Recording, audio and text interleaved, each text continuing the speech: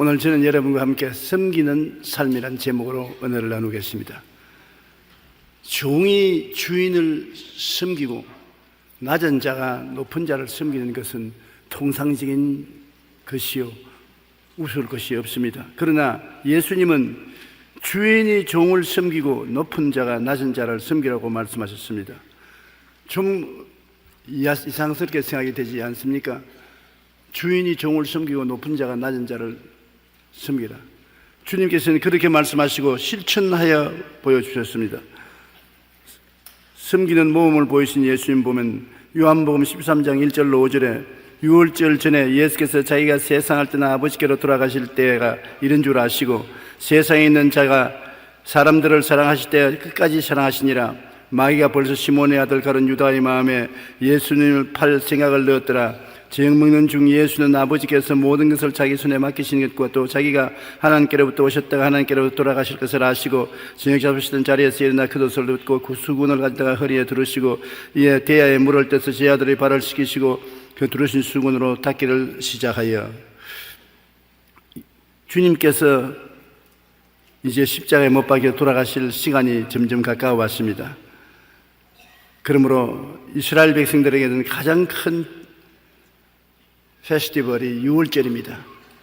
이스라엘 백성이 애굽에서 430년 종살이 하다가 해방돼 나온 그 날을 기념해서 6월절을 지나는데 그 6월절 지날 때 주님께서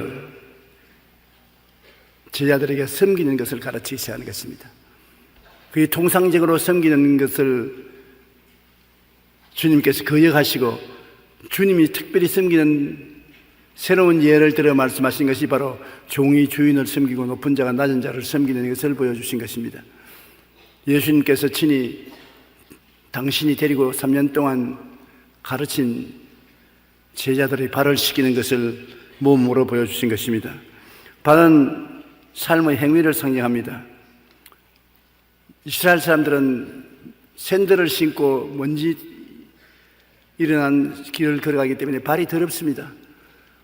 당장 밖에 나가면 먼지 투성이부터 길거리에 진흙탕을 샌들을 신고 가니까 발이 먼지에 투성이가 되고 냄새가 나고 더럽습니다.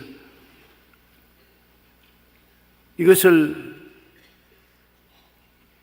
이 땅에 사는 사람들은 걸어다니는 사람 중에 발이 더럽지 않은 사람이 없는 것인데 상징적인 것입니다.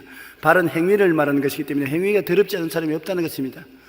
여러분, 이 땅에 사는 사람 중에 행위가 깨끗한 사람이 누가 있습니까? 이 땅에 사는 사람은 누구나 다 죄를 짓고 불의하고 추악합니다.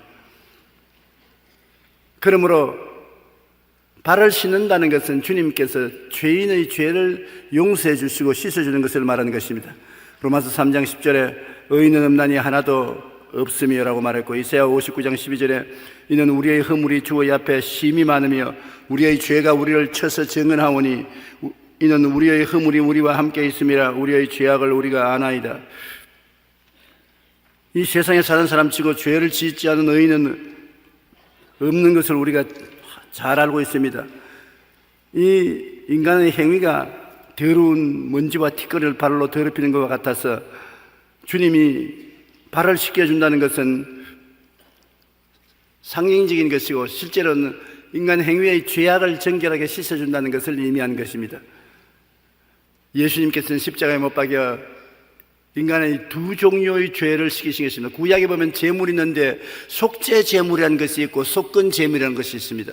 속죄 제물은 무엇이냐 하면 아담과 하와가 지은 원죄에서 해방시켜 주는 것이 속죄 제물인 것입니다. 속건 제물은 무슨 제물이냐면 여러분과 내가 허물 짓는 것, 욕하고 싸우고 도둑질하고 폭행하고 방탕한 행위의 죄를 씻는 것이 속건 제물인 것입니다.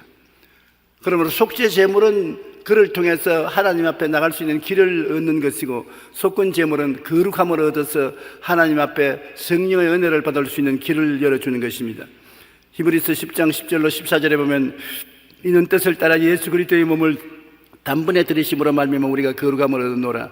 제사장마다 매일 써서 섬기며 자주 같은 제사를 드리되 이 제사는 언제나 죄를 없게 하지 못하거니와 오직 그리스도는 죄를 위하여 한 영원한 제사를 드리고 하나님 우편에 앉으사 그 후에 자기 원수들을 자기 발등상에 되게 하실 때까지 기다리시다니 그가 거룩하게 된 자들을 한 번의 제사로 영원히 온전케 하시느니라.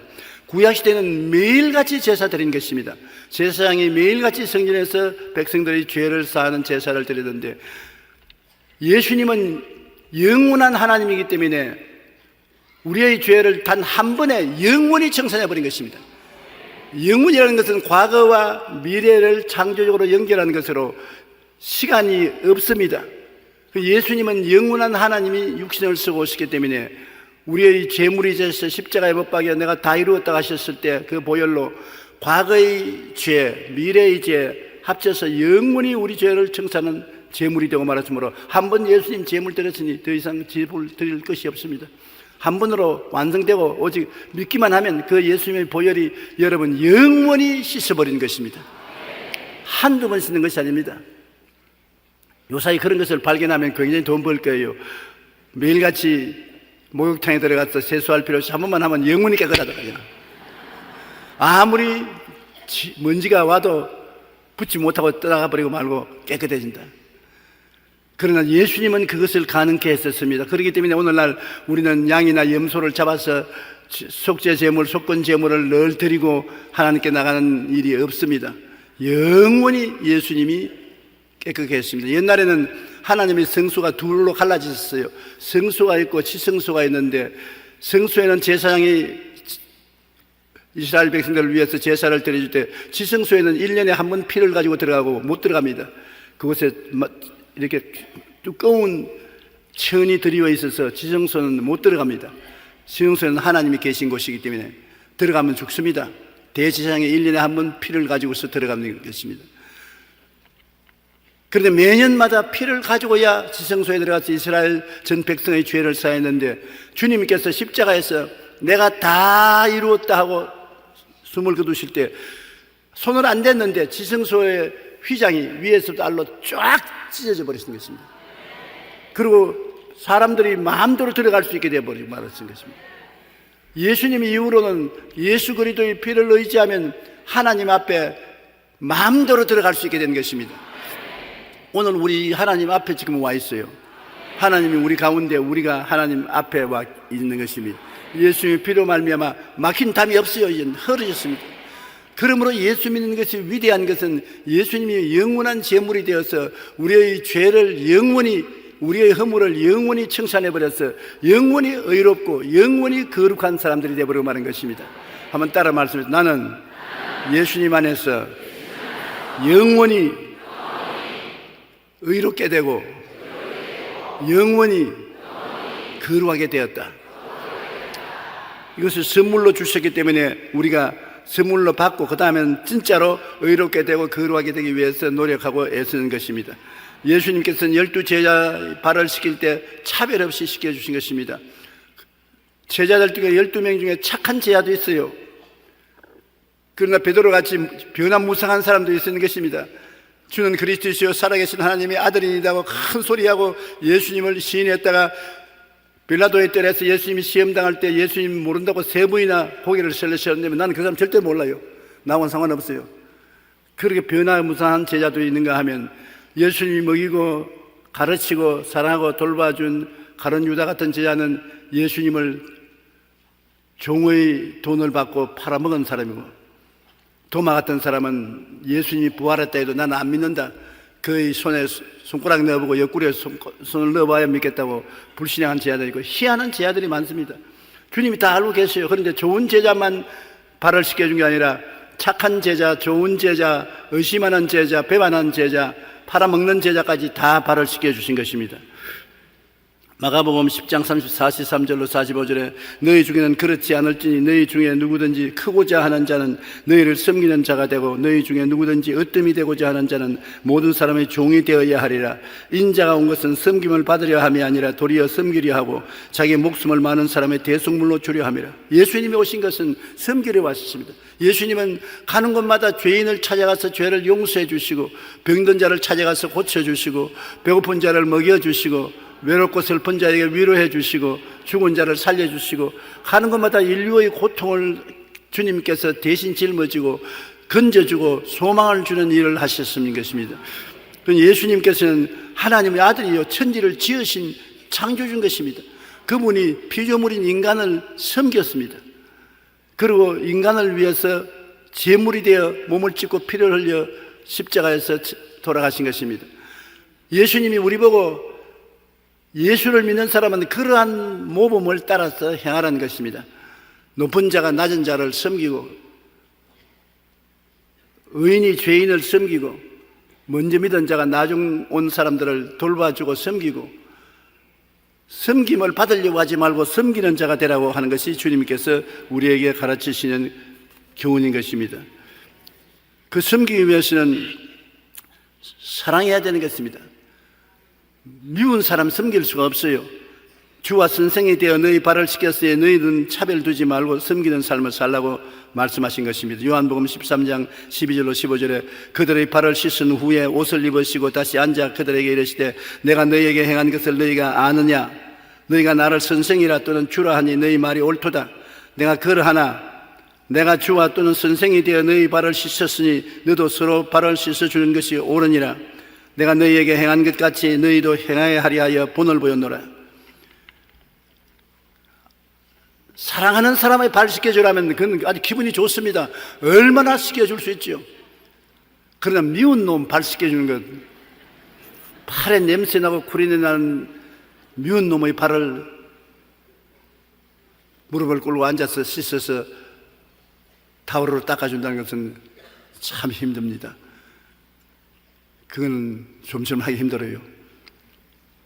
제가 하루 주님께 기도했습니다. 주님, 저도 좋은 사람도 있고 미운 사람도 있는데 좋은 사람의 발은 없는지 씻겨주겠는데 미운 놈이 와서 발 씻겨달라고 하면 내가 못할 것 같습니다. 물론 못하지. 그럼 안 해도 괜찮지요. 천만에. 어떻게 합니까? 나를 품에 품으면 할 수가 있다. 나를 품에 품으면 할 수 있지만 나를 떠나서는 못한다. 내가 나를 십자가에 못 박는 사람까지도 발을 씻겼는데 나를 마음속에 모셔드리고 의지하면 너도 할 수 있는 힘을 얻는다.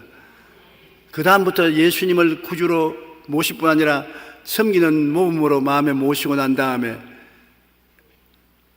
예수님을 생각하니까 남을 섬기기에 부족함이 없이 되더라고요. 미운 사람들도 예수님 섬긴다고 생각하니까 괜찮더라고요. 미운 사람이 안 보이고 예수님이 보이더라고요. 아, 내가 섬기는 이 사람이 미운 사람이 아니라 예수님이다. 예수님 섬기는 같이 섬기니까 섬길 수가 있잖아요. 서로 사랑하고 주님께서 섬기라는 것입니다. 이웃의 발에 침을 뱉지 말고 씻어주라. 이웃의 발에 미운 사람은 아이 들어가 페이 보기 싫다. 그러지 말고 미울수록 더욱 예수 그리스도를 사랑하고 그리스도를 생각하고 발을 씻어주라. 여러분 부부간에 서로 싸우는 사람 많잖아요. 어떤 신앙 상담은 50대 되는 자매님이 남편을 좀 착하게 사랑해 주라고 하니까 목사님 모르는 소리 하지 마십시오. 목사님은 목사 생활을 했기 때문에 주여 주여 하고 서로 사랑했겠지만은 안 믿는 사람들, 우리 세상의 사람들은 50이 넘어서 서로 다정하게 사랑하는 부부가 있는지 한번 알아보세요. 나만 나쁜 것 아닙니다.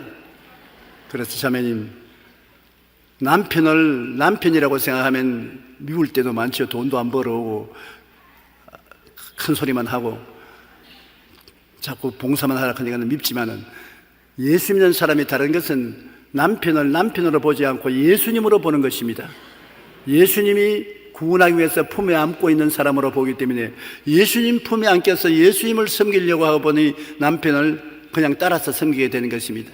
우리 예수 믿는 사람은 모두 다 예수님께 의지해서 사는 것입니다. 예수님께 의지하지 않고는 용서도 할 수 없고 봉사도 할 수 없는 것입니다. 예수님 섬기지 않고는, 예수님을 의지하지 않고는 내가 희생도 할 수 없는 것입니다. 일어나나 앉으나 먹으나 마시나 다 예수님께 의지해서 하고 예수님을 위해서 하는 것입니다. 그러므로 할 수가 있죠. 예수님을 바라보고 예수님을 의지하고 예수님을 섬기는 마음으로 하면 무엇인지 할 수 있는 것입니다. 왜? 예수님이 먼저 나를 섬겨주었기 때문에. 예수님이 여러분 보통 섬기는 것입니까? 십자가에 못 박혀 몸을 찢고 피를 흘려서 죽어서 여러분을 섬겨주신 것입니다. 영원한 천국을 허락해 주신 것입니다. 이렇게까지 나를 섬겨주신 예수님을 우리가 섬긴다는 것은 영광스러운 것이고 즐거운 것입니다. 그러므로 예수님 섬기는 마음으로 이웃을 섬기고 원수를 섬기니까 안 섬길 수가 없습니다. 우리 예수 믿는 사람이 다른 사람보다 특별한 사람이 된 것은 그 때문에 그런 것입니다. 우리의 마음속에 예수님을 모시고 예수님을 섬기듯이 이웃을 섬기고 원수를 섬기기 때문에 다른 사람이 못하는 일을 할 수가 있는 것입니다. 여러분은 다 예수님이 마음속에 계시지요? 예수님을 섬기는 마음으로 내 이웃을 내 몸같이 사랑하고 원수를 위해서 저주하지 말고 기도하라고 하면 할 수 있는 것입니다. 예수님께서 그렇게 해주는 것입니다.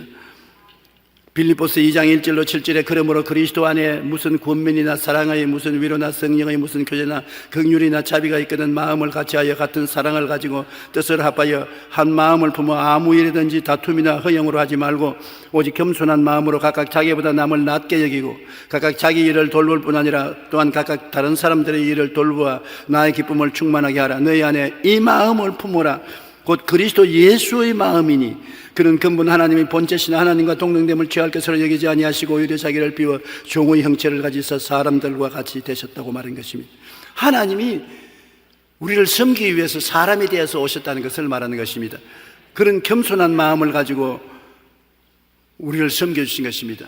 우리도 예수님을 마음속에 모시고 겸손한 마음을 가지면 남을 나보다 낮게 여기고 섬길 수가 있는 것입니다.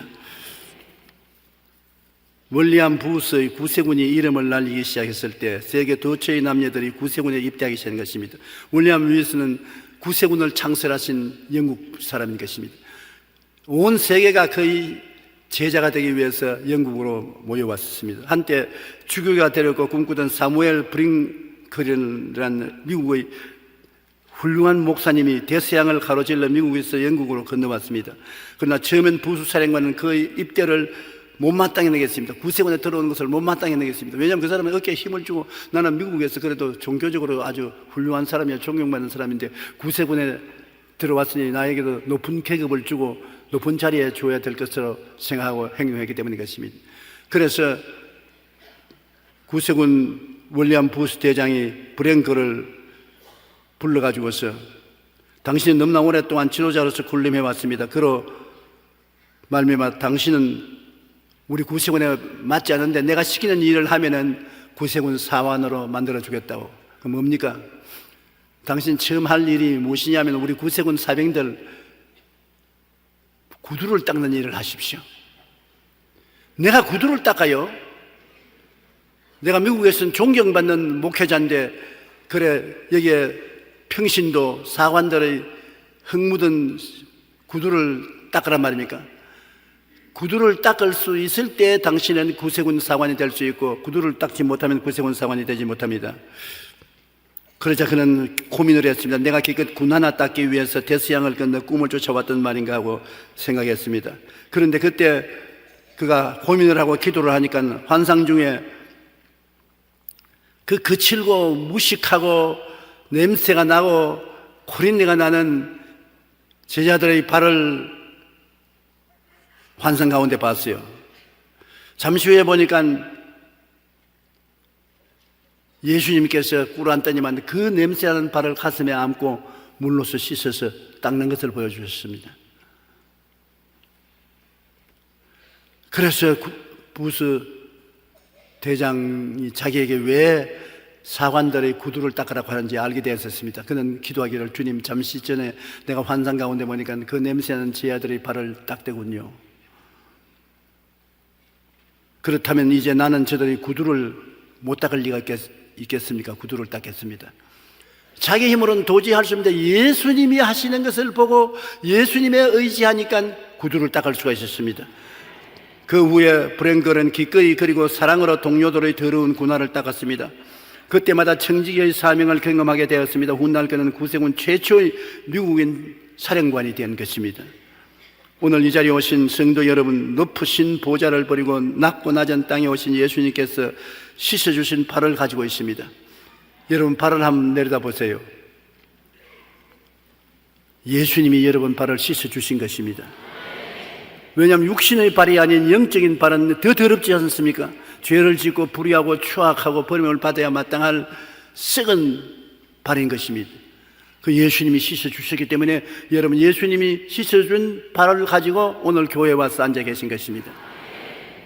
그러므로 예수님께서 얼마나 여러분을 사랑하고 여러분을 돌봐주신다는 것을 알 수 있는 것입니다. 빅tor 위고의 장편 소설인 레미제라블을 보고 굉장히 마음에 제가 감동을 느꼈습니다. 그 주인공인 잔발장은 빵 한 조각을 훔쳤다가 잡혀서 죄를 보태고 탈옥을 하다가 또 잡히고 해서 무려 20년 동안 감옥살이를 하게 됩니다. 그가 만기 출소하여 사회에 나왔으나 모두 전과자라고 해서 외면해서 사람들에게 버림을 받았었습니다. 하루는 너무나 배가 고파서 교회 목사님의 집에 찾아갔는데 신부가 그를 청에다가 은그릇과 은숟갈을 가지고서 맛있는 음식을 담아서 대접을 해주고 그날 목사님 집에서 주무시게 한 것입니다. 근데 그는 밤에 일어나서 은그릇을 훔쳐가지고서, 은대접을 훔쳐가지고서 자기 마당에 넣어가지고서 도망을 쳤습니다. 그런데 경찰에 잡혔어요.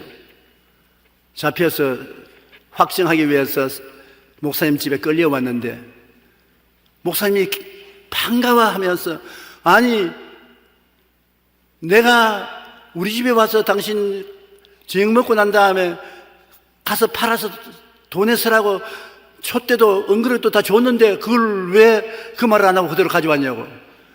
경찰을 안 보고, 이거 내가 준 거라고. 이 사람이 너무 순진해서 그 말을 못해 그러네. 경찰관이, 그래요? 그럼 유지함씨 나보고 그런 말을 하지 왜 그런 말을 하냐고. 그래서 감옥에 안 들어가고 노연안 받았습니다. 얼마나 감동을 느꼈던지. 자기가 훔쳐간 은그릇과 은촉들을 내게 선물로 줬다고 변명을 해서 안 잡혀가게 한 것이 얼마나 고맙냐. 그래서 사람이 올바른 사람이 되어 변화받아서 열심히 일해서 사람들의 인정을 받아 조그마한 도시의 시장이 되었었습니다. 그런데 그를 끝까지 따라다니면서 파헤쳐서 멸망시키는 형사가 있었습니다. 그 형사가 그 시까지 따라와서 끊임없이 그의 뒤를 파헤치고 그를 죽이려고 했습니다. 그런데 그때 마침 프랑스 혁명이 일어나서 군중들이 정부를 점령하게 됐을 때 형사는 독재자의 앞집이라고 잡혀서 총살을 당하게 된 것입니다. 그때 잔발장이 나가서 막았습니다. 이 사람 총살하지 말라고.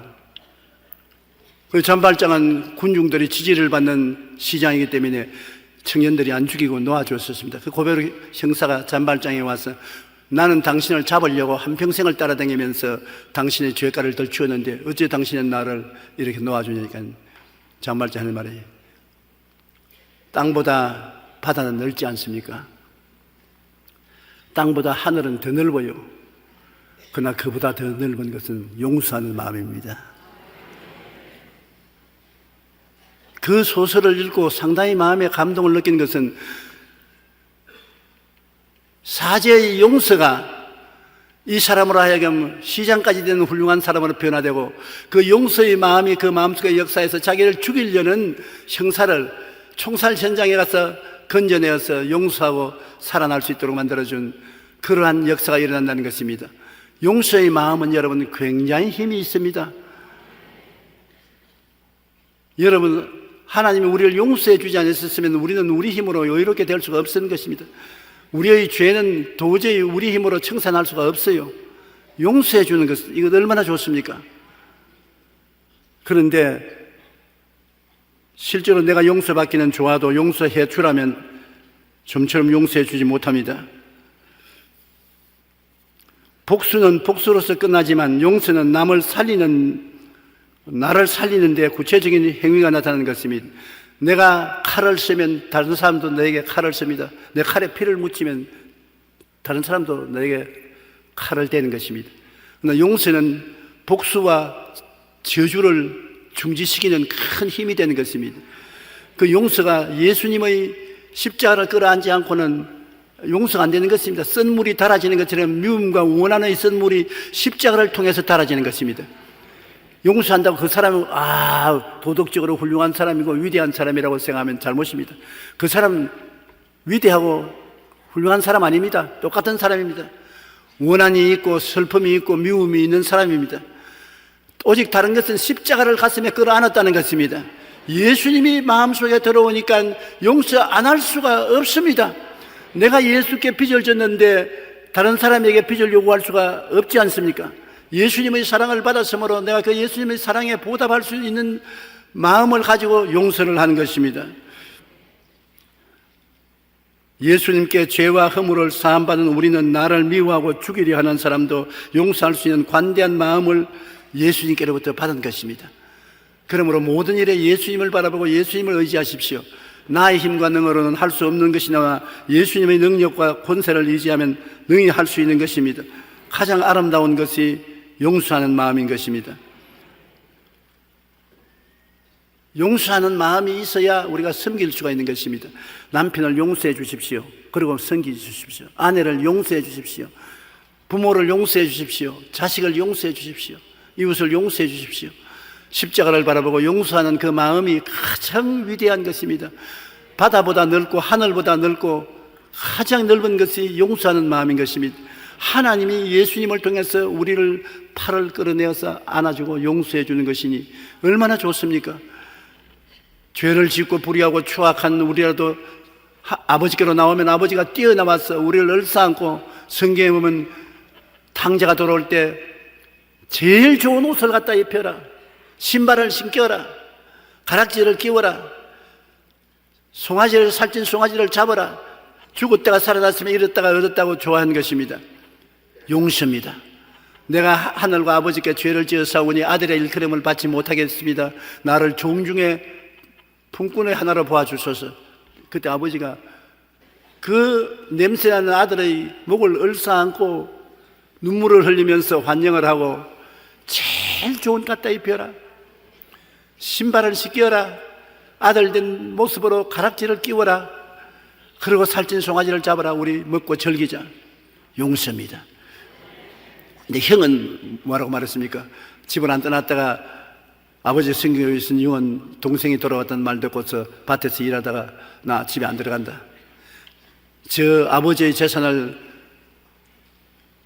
기생들과 다 탕진하고 방탕한 생활을 하다가 이제 먹도 못하고 살지 못하니까 돌아온 놈을 아버지가 받아줘?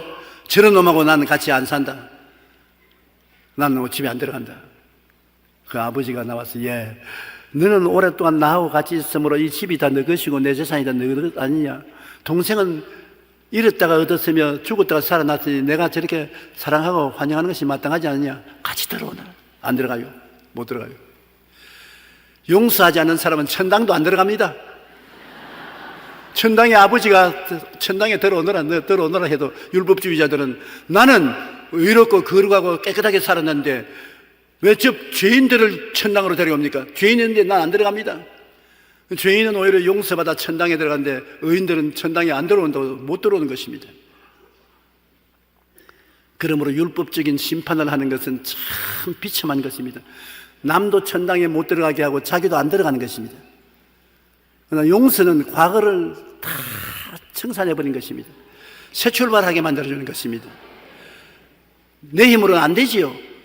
십자가를 통해서 되는 것입니다. 한번 따라 말씀해 주십시오. 십자가를 통해서 용서하는 마음을 갖자. 그러면 나도 편하고 이웃도 편하고 가정도 사회도 편해지는 것입니다. 용서하고 섬기면 얼마나 좋습니까? 마리아가 예수님을 섬긴 장면이 나옵니다.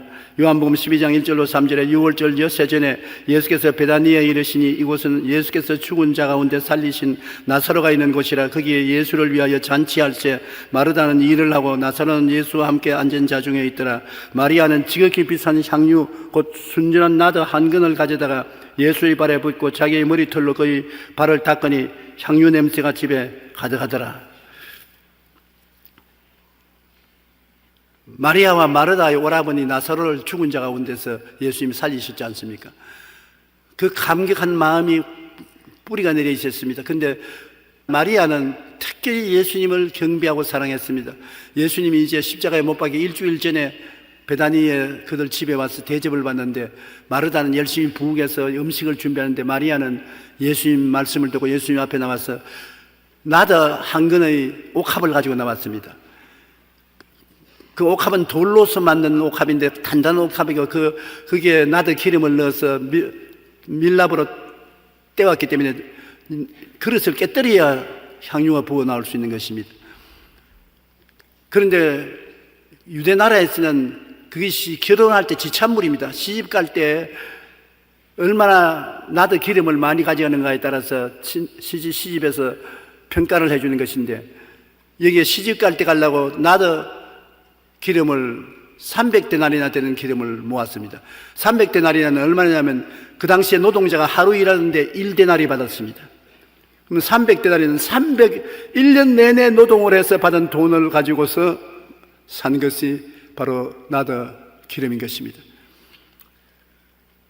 그런데 여기 예수님께서 말씀을 가르치고 있는데 마리아가 예수님의 말씀에 심취해서 감격해서 듣고 눈물을 흘리고 뛰어나가더니만 자기 방에 들어가서 나드 기름 다는 옥합을 가지고 나와서 예수님이 가졌는데 안 열리잖아요. 탁 문지방에 때리니까 바싹 깨지니까 기름이 확 흐르는 것 예수님 머리에다가 바르고 예수님의 발에다 붓고, 그러고도 모자라서 타올로 예수님 머리를 닦고 발을 닦은 게 아니라 자기 머리채로 가져왔어요. 예수님의 발을 닦았습니다. 그러니 나도 기름 향기 냄새가 온 집에 가득할 뿐 아니라 머리가 산발이 돼가지고서 기름이 얼굴에 줄줄 흐르면서 산발된 머리를 보고 예수님이 말씀 전하는 것을 쳐다보고 있을 때 사람들이 다 돌았구나. 완전히 돌았어. 보통 돌아간 것이 아니다. 그리고 가룟 유다는 굉장히 노했습니다. 그는 비난했습니다.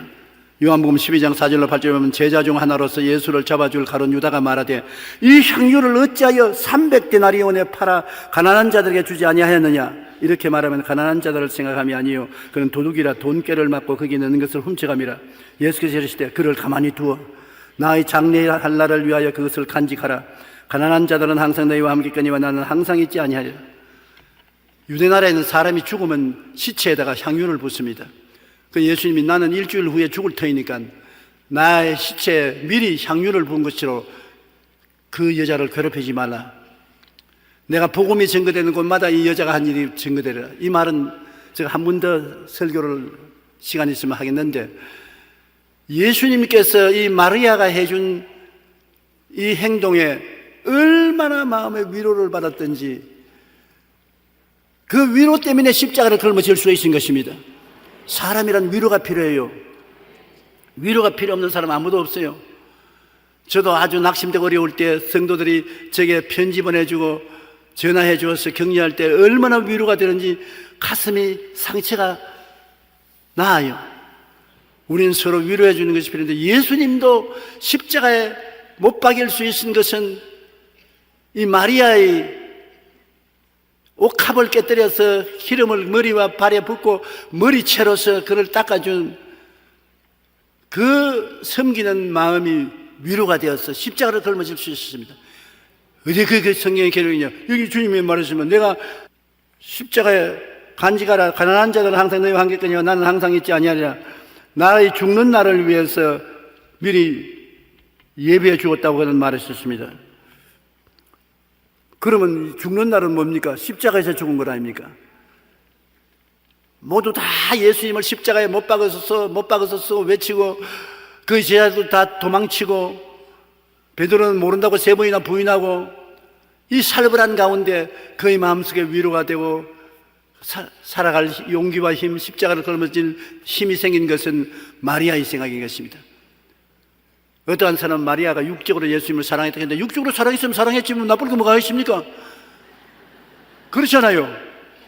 그가 예수님을 하나님의 아들로서 사랑하다가 예수님은 남자고 마리아는 여자인데 육적으로 사랑할 수도 있지, 못한다는 것이 오히려 우습지요. 어떻게 사랑했던지 예수님 마음에 큰 위로가 되어서 십자가를 걸머질 수 있는 용기와 힘을 준 것입니다. 섬길 때 이렇게 멋있게 섬기는 것은 참 놀라운 일인 것입니다. 주님이 복음이 증거되는 곳마다 이 마리아가 한 일이 기념될 것이라고 말한 것입니다. 이것은 마치 아브라함이 그 외독자 이삭을 모리아산에 데려가서 제물로 하나님께 드린 것과 꼭 같은 것입니다. 하나님께 굉장히 향기로운 제물인 것입니다.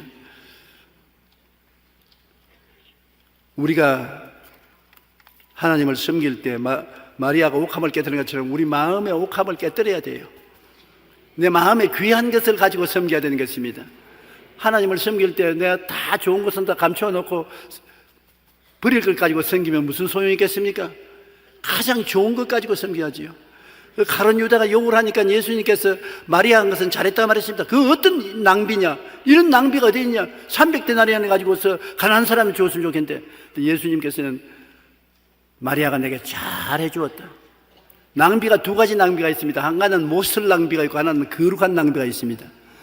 주님을 섬기기 위해서 낭비는 낭비가 아닙니다. 얼마든지 써도 좋습니다. 주님을 영화롭게 하기 위해서 쓴 낭비는 낭비가 아니에요. 하나님의 교회를 짓기 위해서 재산 다 들여서 낭비가 되냐? 그 낭비 아닙니다.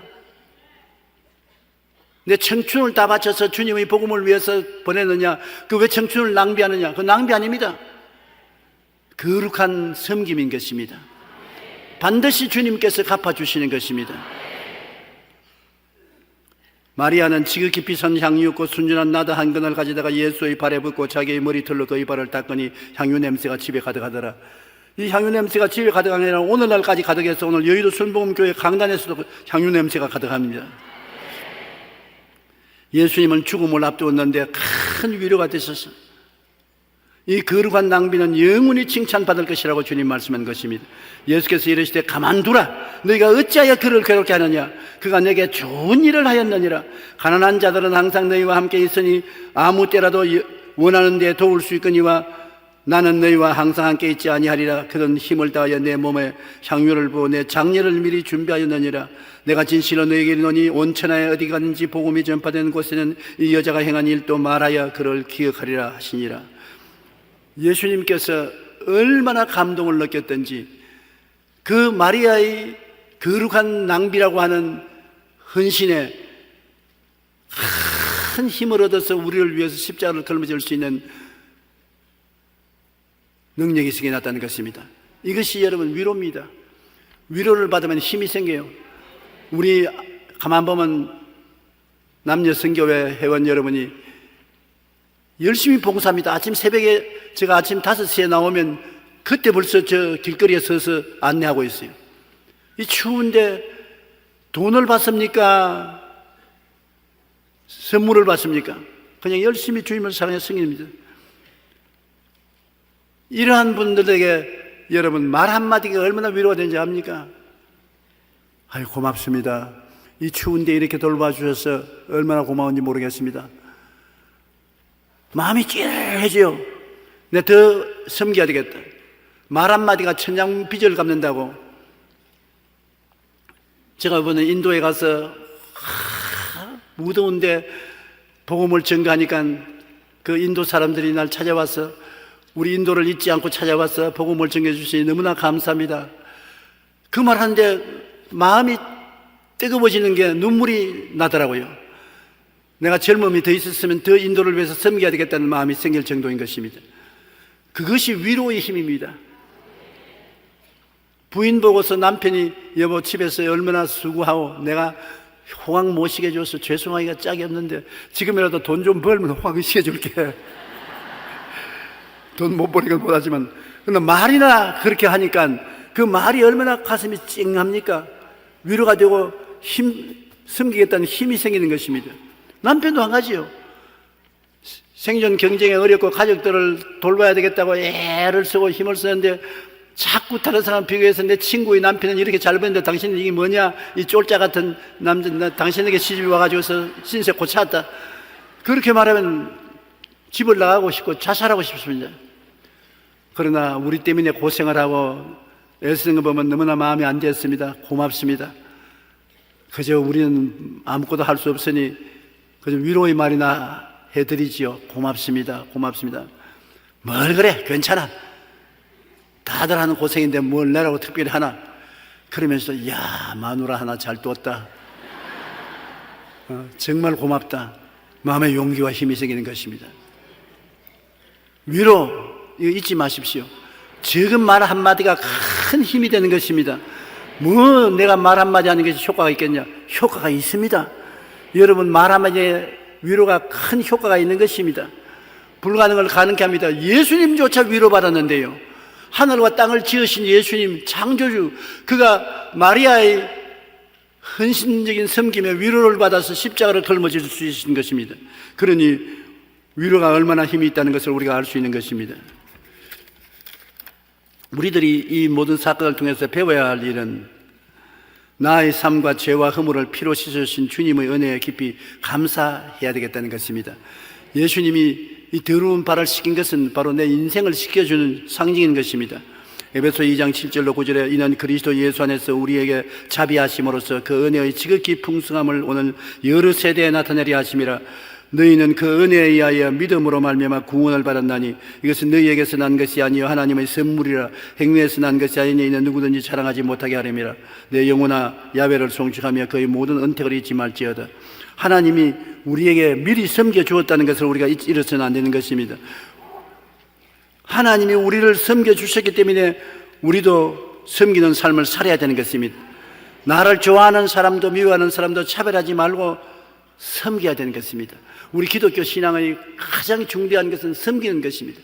주님이 나를 먼저 섬겨주었으니 나도 섬기는 삶을 살아야겠다고 그 마음의 태도를 딱 가지고 나가면 여러분 감사할 수가 있는 것입니다. 이 세상에 나쁜 사람도 주고 하나님 나쁜 사람도 있으니 감사합니다. 좋은 사람도 있으니 감사합니다. 칭찬해 주니 감사합니다. 욕을 얻어먹으니 감사합니다. 감사를 할 줄 알아야 되는 것입니다.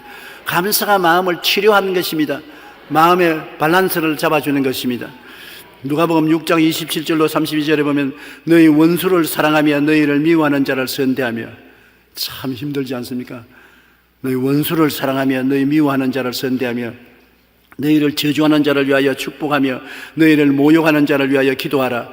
너희 입뺨을 치는 자에게는 젖밤도 돌려대며 내 겉옷을 빼는 자에게 속옷도 거절하지 말라. 내게 구하는 자에게 주며 내게 내 것을 가져가는 자에게 다시 달라 하지 말며 남에게 대접을 받고자 하는 대로 너희도 남을 대접하라. 너희가 만일 너희를 사랑하는 자만 사랑하면 칭찬받을 것이 무엇이냐? 죄인들도 사랑하는 자는 사랑하느니라.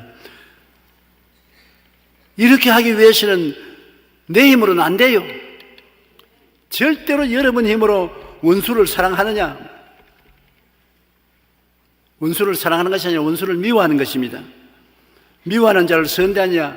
선대하지 않습니다. 미워하는 자 확 죽으면 좋겠다, 그렇게 생각하는 것입니다.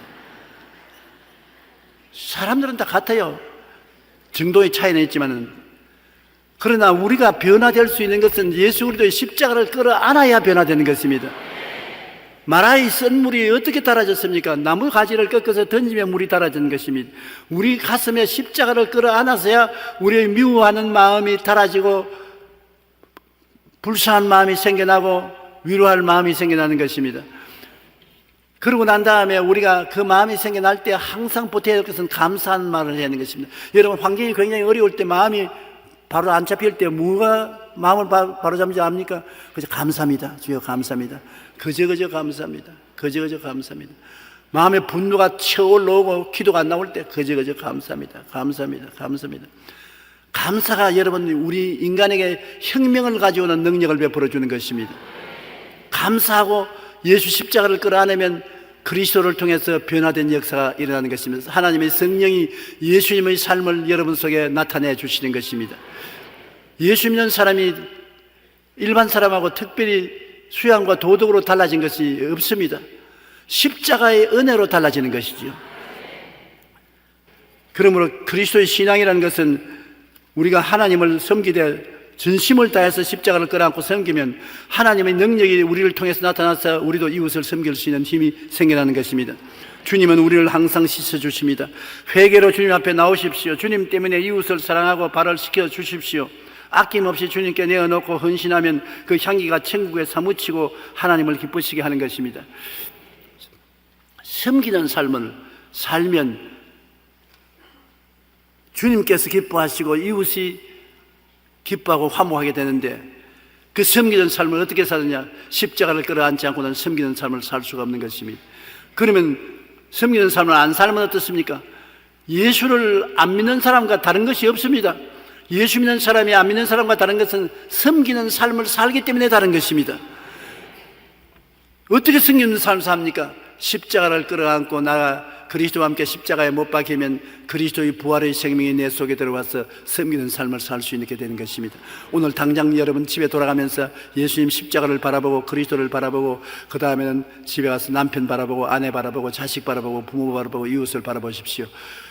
이상한 힘이 생겨나는 것입니다. 용서한 생각, 사랑하는 생각, 도와줄 생각, 칭찬할 생각이 생각이 나는 것입니다. 그러므로 섬기는 삶을 사십시오. 우리의 삶의 가장 위대한 것이 섬기는 삶인 것입니다. 내가 남에게 섬김을 받으려고 하면은 언제나 원망스럽고 부족한 점이 늘 눈에 보이지만, 섬기는 삶을 살면 만족한 것입니다. 내가 주여 섬기면 하나님이 나를 더욱 섬겨주시기 때문에 주라 그래야면 돌려줄 것이요 곧 후이되어 눌러 흔들어 넘치게 해서 안게 주리라고 더 큰 축복을 받게 되는 것입니다. 여러분과 함께 영혼을 치료하는 위로라는 제목으로 은혜를 나누겠습니다.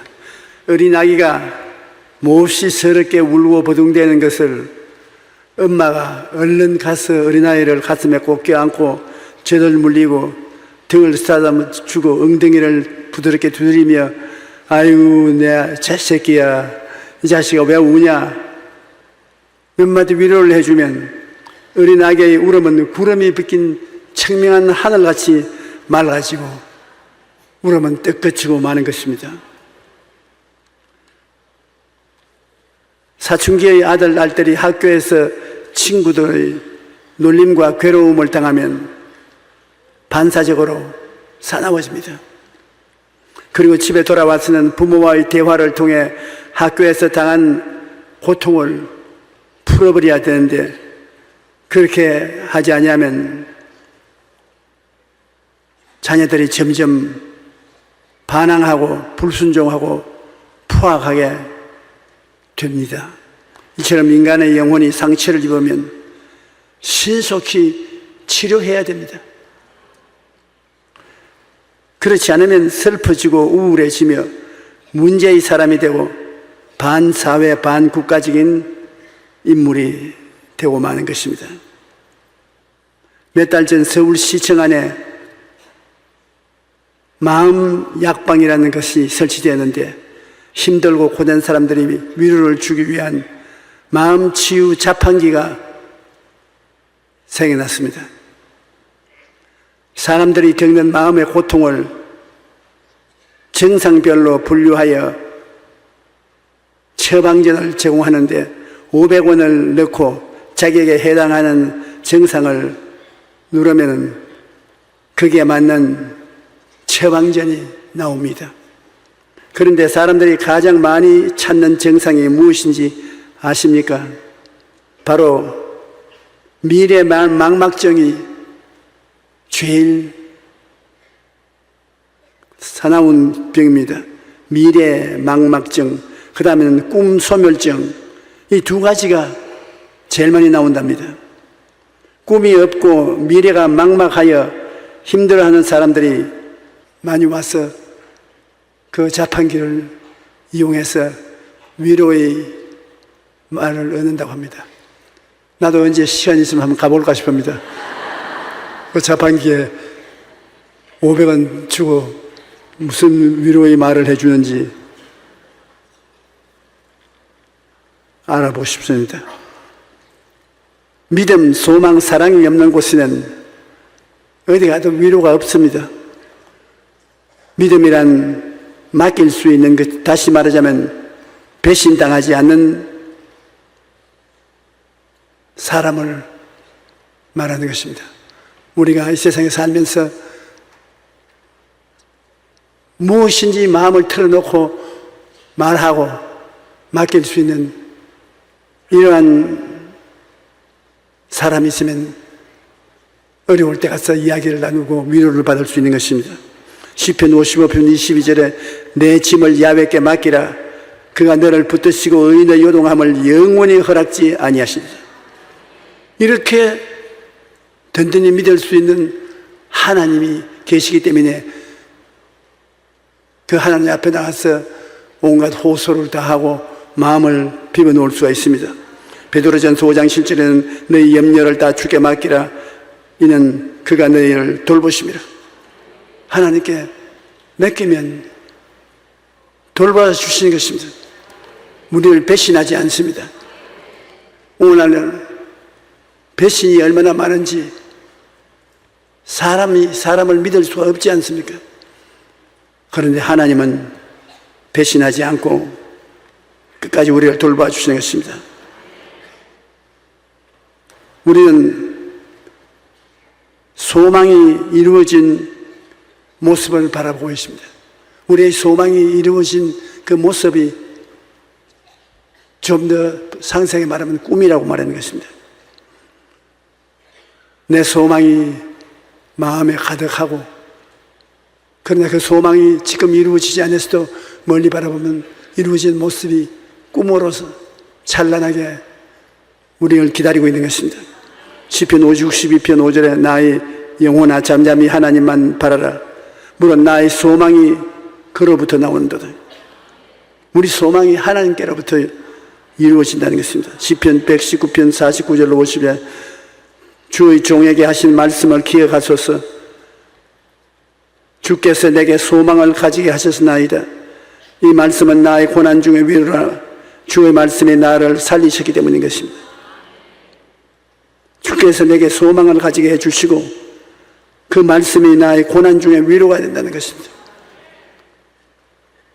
여름에 소낙비가 쏟아진 이후에 파란 하늘에 무지개가 찬란하게 뜨지 않습니까?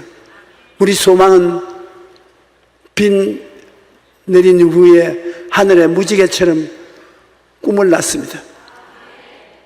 적은 소망은 적은 꿈을, 큰 소망은 큰 꿈을 마음속에 그려주고 있는 것입니다. 우리는 소망과 꿈이 있어야 삽니다. 소망과 꿈이 없으면 인생을 낙심하고 마는 것입니다. 그 다음 사랑인 것입니다. 사랑이란 어떠한 고난의 수렁에 빠져 허우적일지라도 사랑의 손길이 와서 끌어내주면 위로를 받고 절망을 극복할 수 있는 것입니다. 에베소서 2장 4절로 7절에 보면 긍휼에 풍성하신 하나님이 우리를 사랑하신 그 큰 사랑으로 인하여 허물로 죽은 우리를 그리스도와 함께 살리셨다. 허물로 우리 완전히 죽은 인생을 예수 그리스도 우리 주님이 보내심을 받아 오셔서 우리 죄악을 대신 담당하심으로 그리스도와 함께 살려주시다. 너희는 은혜로 구원을 받은 것이라. 공짜로 구원받았다고 말한 것입니다. 또 함께 일으키사 그리스도 예수 안에서 함께 하늘에 앉히시니 이는 그리스도 예수 안에서 우리에게 자비하심으로써 그 은혜의 지극히 풍성함을 오는 여러 세대에 나타내려 하심이라. 죄와 허물로 죽은 우리를 그리스도와 함께 살리시고 그냥 살리신 것이 아니라 이미 꿈속에 보는 보좌에 함께 앉게 하시셨다. 얼마나 하나님의 뜨거운 열정으로 우리를 구원하시기를 원하시는지 죄를 짓고 불의한 자를 용서하고 죄에서 끌어내실 뿐 아니라 예수님 성천할 때 같이 성천해서 예수님이 하나님 보좌 우편에 앉았는데 우리도 함께 해주셨던 것입니다. 여러분 육신은 지금 여의도 순복음교회 예배당에 앉아 계시지만은 영은 그리스도 안에서 하나님 보좌 우편에 앉아 계시게 되셨습니다. 보통 귀하신 존재가 아닌 것입니다. 예수님 안에 있는 최고의 믿음, 최고의 소망, 최고의 사랑이 그곳에 있는 것입니다. 예수님께서 십자가를 통해 우리의 구원이 되신 것은 너무나 크고 영원한 위로가 되신 것입니다. 우리가 마음이 괴롭고 고통스럽고 슬플 때 다른 데 찾아가지 말고 우리보다 더 외롭고 고통스럽고 슬퍼하신 갈보리 십자가 밑으로 찾아가야 되는 것입니다. 우리보다 더 괴로워하신 예수님께 나가서 여러분 우리의 마음을 풀어놓으면 예수님이 한없이 괴로워했던 그 고통을 통해서 우리에게 위로의 강물이 넘쳐 흐르는 것입니다. 괴로웠던 분이 우리에게 위로를 해주지 즐거웠던 분이 우리를 위로해 줄 수가 없는 것입니다.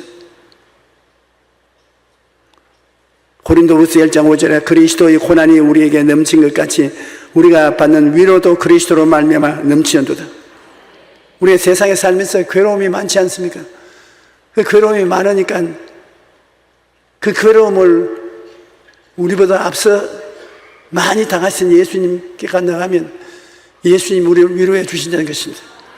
그러므로 슬플 때 우리는 십자가에 못 박혀 고난당한 예수님을 찾아가야 되는 것입니다. 에베소 2장 8절에 너희는 그 은혜에 의하여 믿음으로 말미암아 구원을 받았으니 이것은 너희에게 난 것이 아니요 하나님이 선물이다.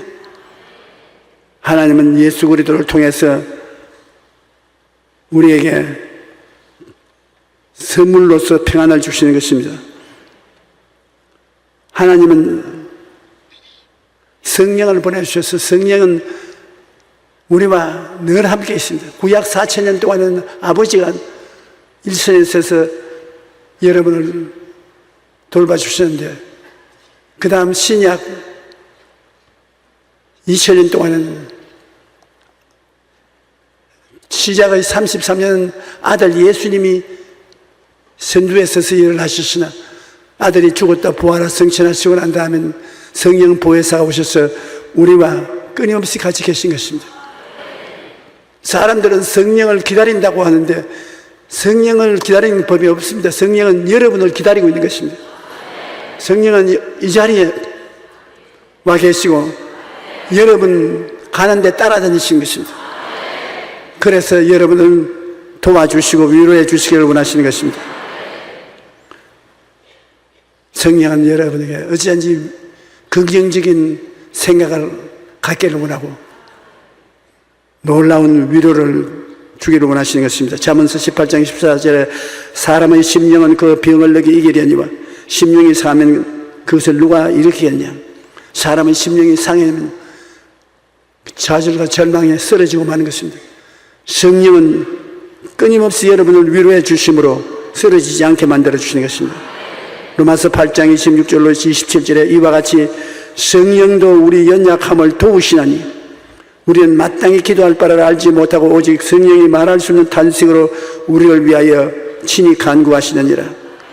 마음을 살피시는 이가 성령의 생각을 하시나니 이는 성령이 하나님의 뜻대로 성도를 위하여 간구하시니라.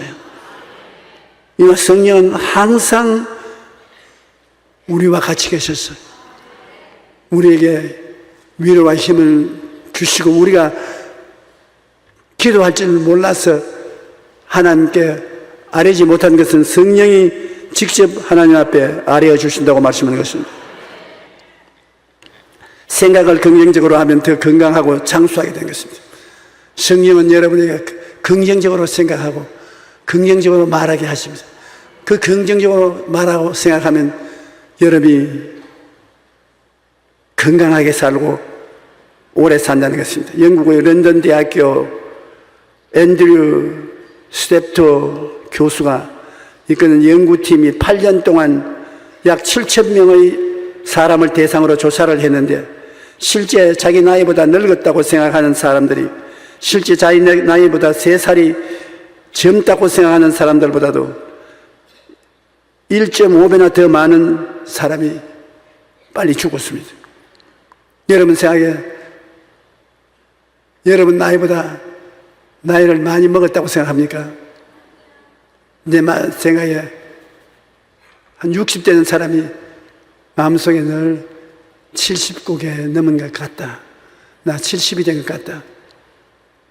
장난 삼아라도 그런 말 하지 마십시오.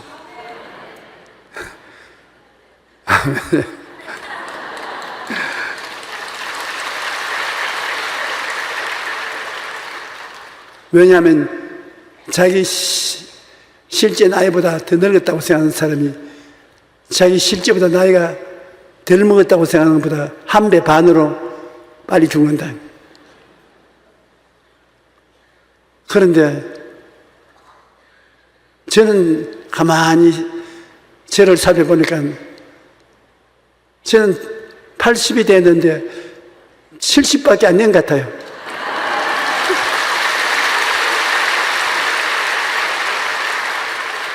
오래 살겠지요.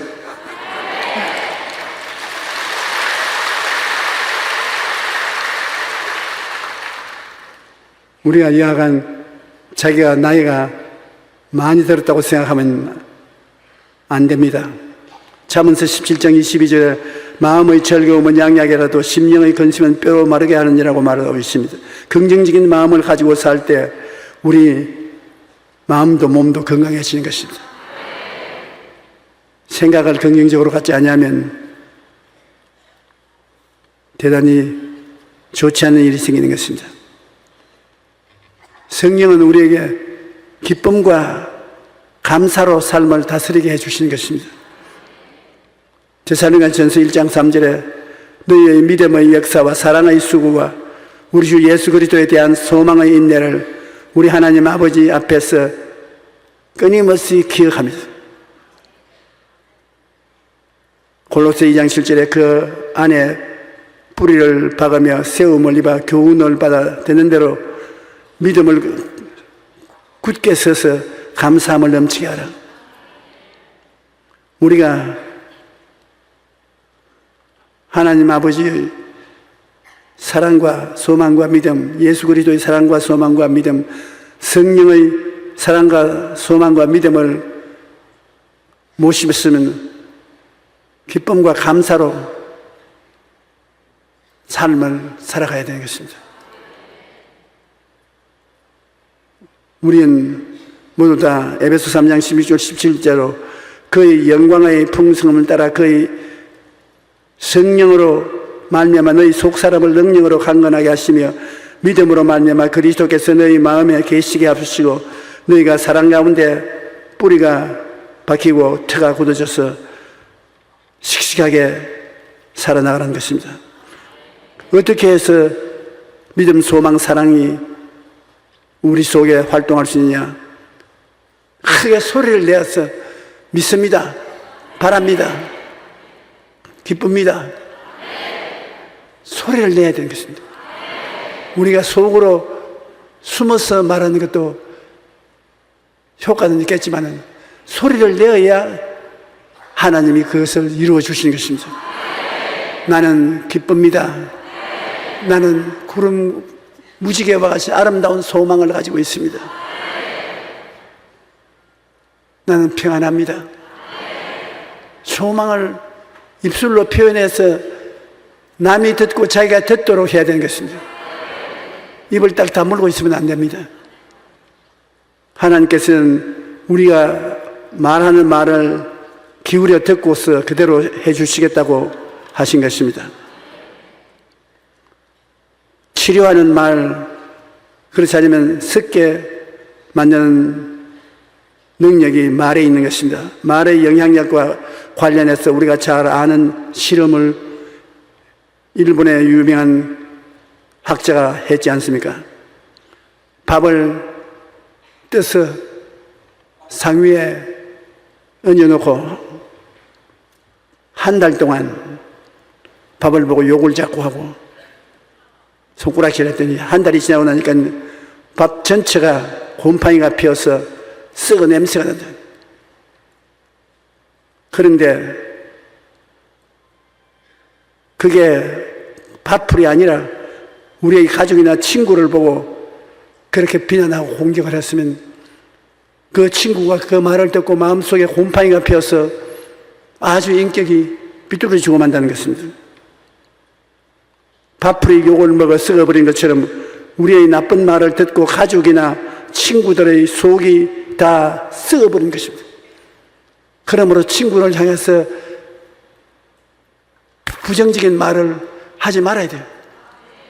자녀들을 향해서도 부정적인 말을 하지 말아야 돼요. 우리 입에서 나오는 말이 그렇게 힘이 있다는 것입니다. 속에서 생각하는 것 말고 입술에 들리도록 말을 하면 그 말이 나가서 부정적인 말은 나가서 썩게 만들고 긍정적인 말은 나가서 건강하게 만들어주는 것입니다. 나쁜 말은 남에게 상처를 줄 뿐 아니라 자기 자신도 해치는 것입니다. 왜냐하면 말을 하니까 자기가 제일 먼저 듣지 않습니까? 그 말이 자기 입에 나가서 자기 귀로 들어와서 듣는 그 속을 썩게 만들어주는 것입니다.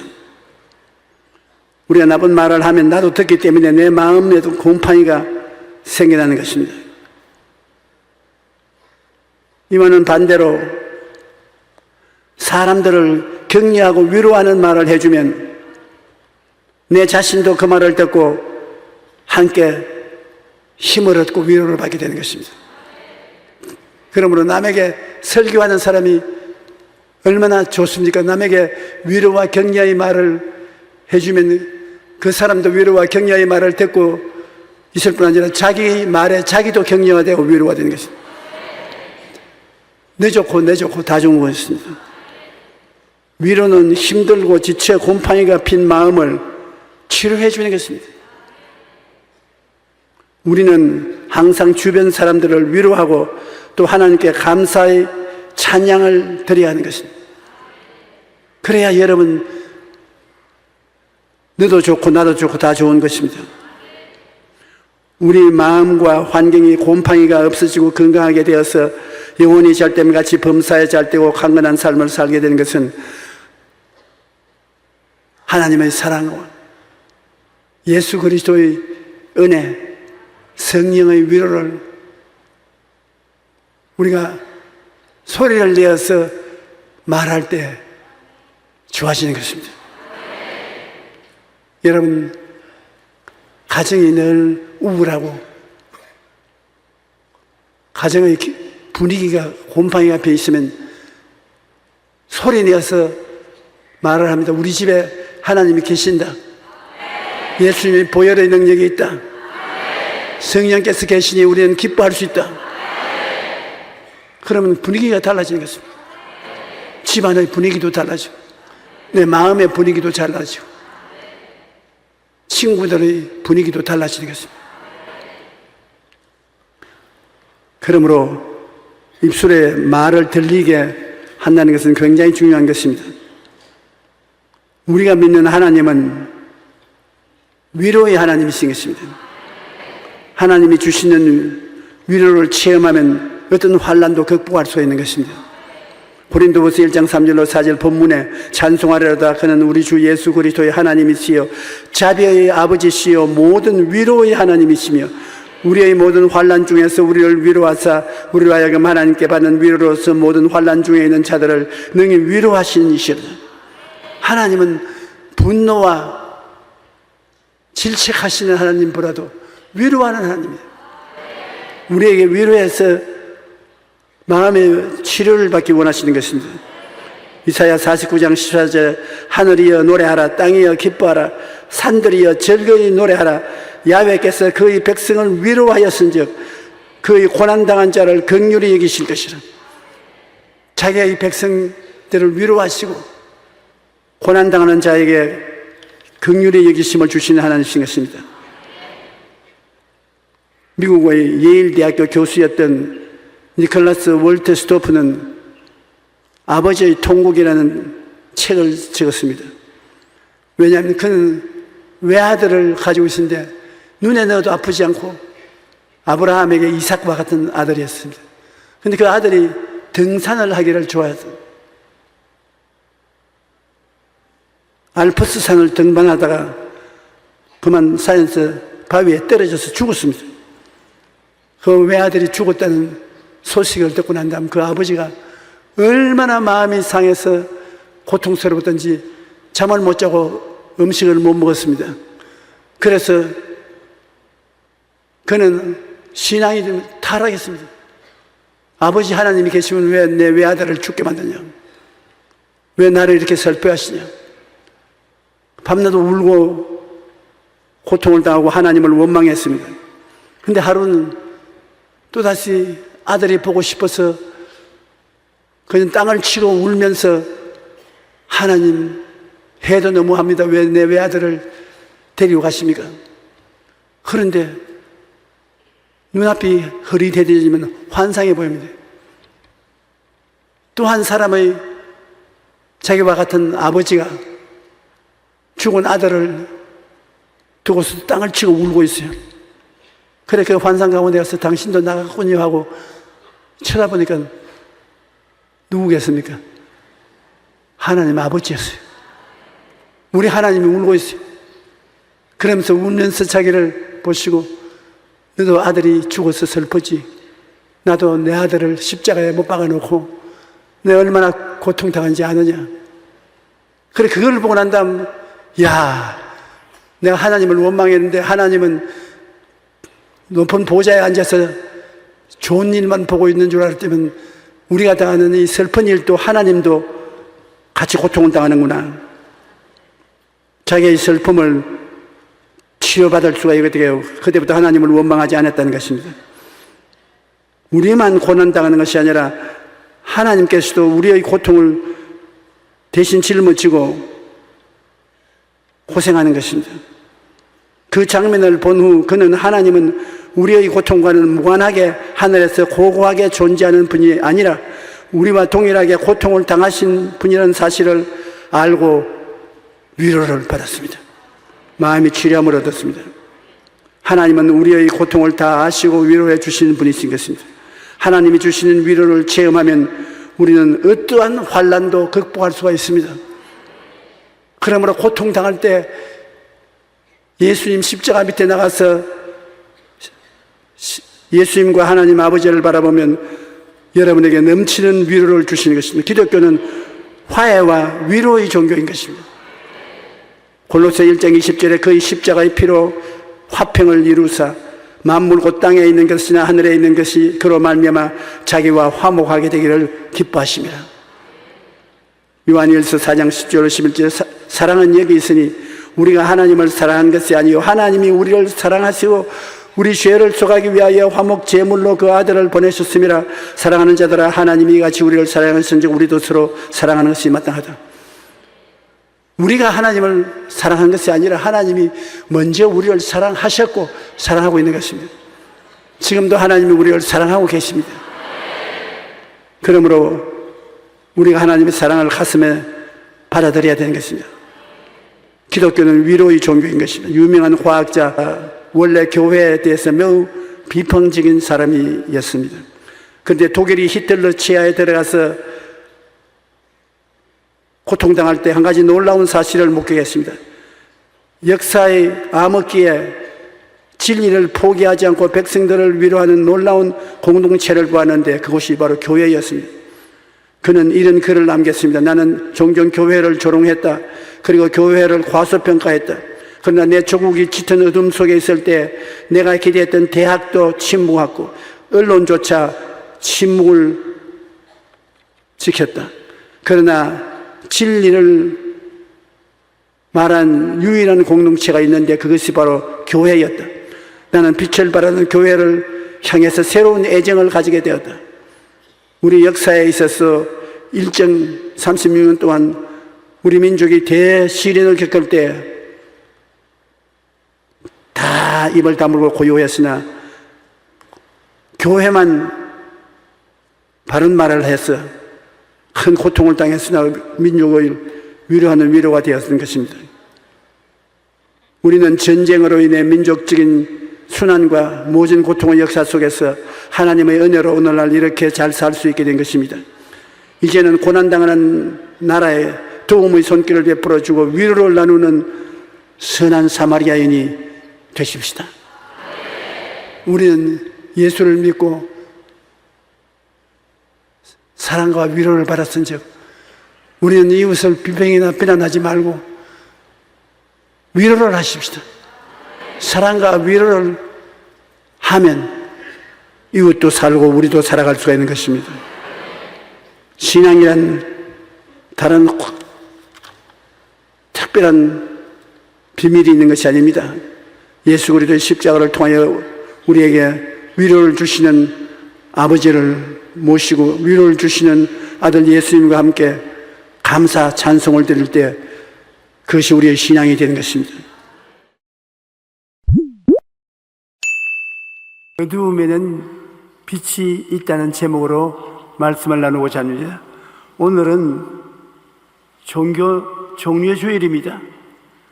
예수님의 고난주간이 시작되는 첫날로 부활주일 전주일을 말합니다.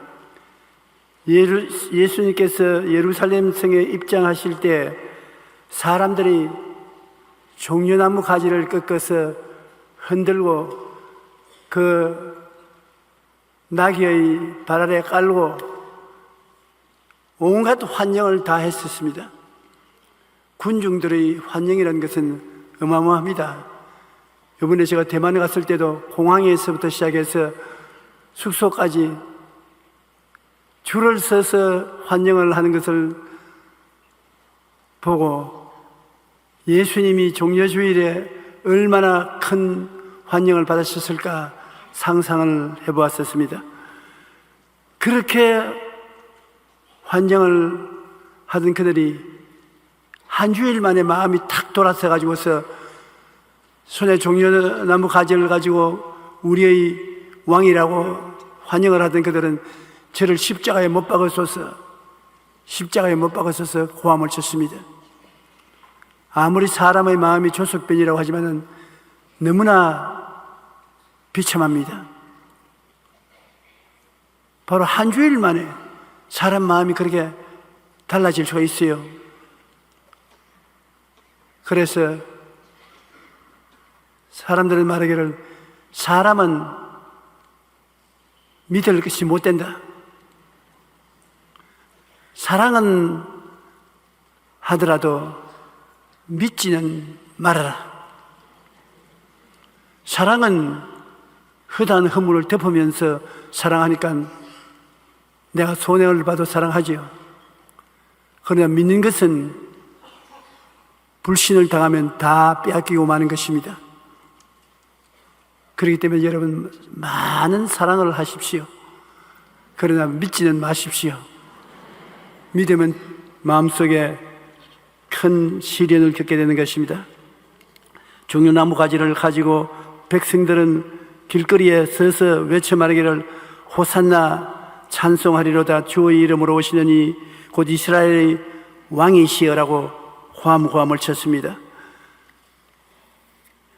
여리고의 길목에 서서 늘 구걸하던 맹인 바디메오는 앞을 전혀 못 봤습니다.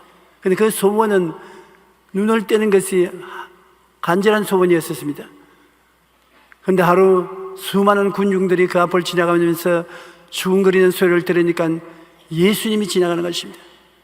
그래서 이 바디메오는 다윗의 자손 예수여 나를 불쌍히 내게 주시옵소서 있는 힘을 다하여 부르짖었습니다. 그 사람들은 너 장님 거지 바디메오 주님이 관심을 가질까 보냐 잠잠하라 시끄럽다. 그렇게 해도 바디메오는 뛰고 꿀리면서 나사렛 예수여 나를 불쌍히 내게 주셔서 호함을 쳤을 때 예수님이 가는 발걸음을 멈추시고 내게로 오라고 했었습니다. 바디메오가 예수님 앞으로 나갈 때 그는 거지 이복도 벗어버리고 돈 주머니도 던져버리고 자식도 던져버리고 빈손 들고 그리스도에게 뛰어나갔습니다. 사람들은 말했습니다. 바디메오야 너 거지 옷을 입어야 동냥을 할 수 있는데 그 옷을 벗어버리면 장차 동냥을 어떻게 할 것이냐. 너 돈 주머니는 왜 그렇게 던져버리고 떠나갔느냐. 바디메오는 무관심이었습니다. 바디메오는 하는 말이 내가 예수님만 만나면 인생이 달라지는데 이제 거지 노릇 안 한다. 예수님이 없을 때 거지 노릇하지 예수님 만나고 나면 거지 노릇 안 한다. 내 인생이 달라질 것이기 때문에 그리고 가져갈 필요 없다. 예수님 앞에 서서 예수님이 바디메오를 보시고 무엇을 해주기를 원하냐 보기를 원하나이다. 내 믿은 대로 될지어다. 눈을 떴습니다. 그러고 난 다음에 그 다음에 바디메오가 돈 보따리 구하러 돌아섰느냐 그러지 않습니다. 예수님이 여리고성을 떠나갈 때 예수님을 따라서 같이 떠나가고 말한 것입니다. 오늘 여러분이 예수님을 만나면 옛사람은 달라져 버리고 새 사람으로 변화되는 것입니다. 내 힘으로 아무리 해도 안 되는 옛날 인생이 예수님을 만나면 새 사람이 된단 말입니다. 우리가 사마리아의 한 여인이 고달픈 인생을 목마름 속에 살다가 예수님을 만나고 난 다음 인생이 뿌리채 달라져 버렸습니다. 예수님을 만나기 전에는 신랑감을 잘 만나면 인생이 좋아지겠지 싶어서 신랑을 한 사람, 두 사람, 세 사람, 네 사람, 다섯 사람 줄을 세워놓고 바꾸어도 인생이 안 달라져요. 여섯째 남자하고 살되 그는 신랑도 아니고 오다 가다 만난 사람으로서 사는데 아무런 행복을 느끼지 못했으나 예수님을 만나자 그리스도 속에서 생수의 강이 넘쳐 흐르자 인생이 달라져 버리고 마는 것입니다. 사람을 회피하던 그는 사람들에게 예수님을 전도하는 전도자가 되어버리고 마는 것입니다.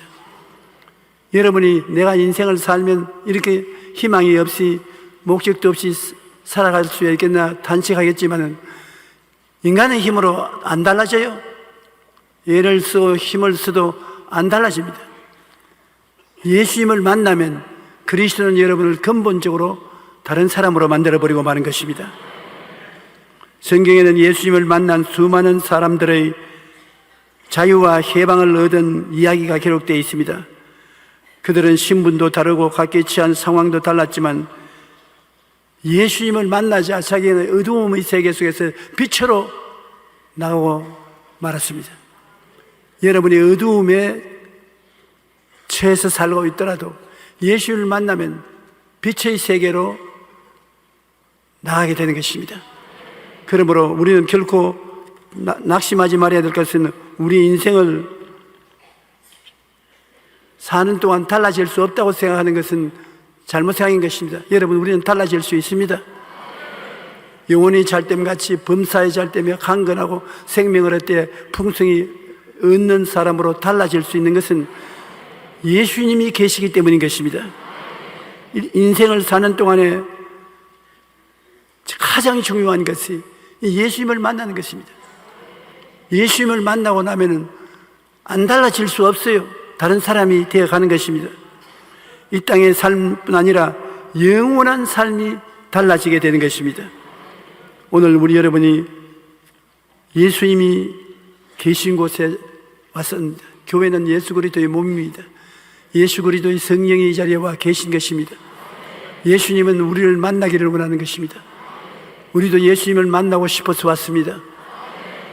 그러므로 오늘 변화가 일어날 것인 것입니다. 예수님을 만난 사람들이 여러 가지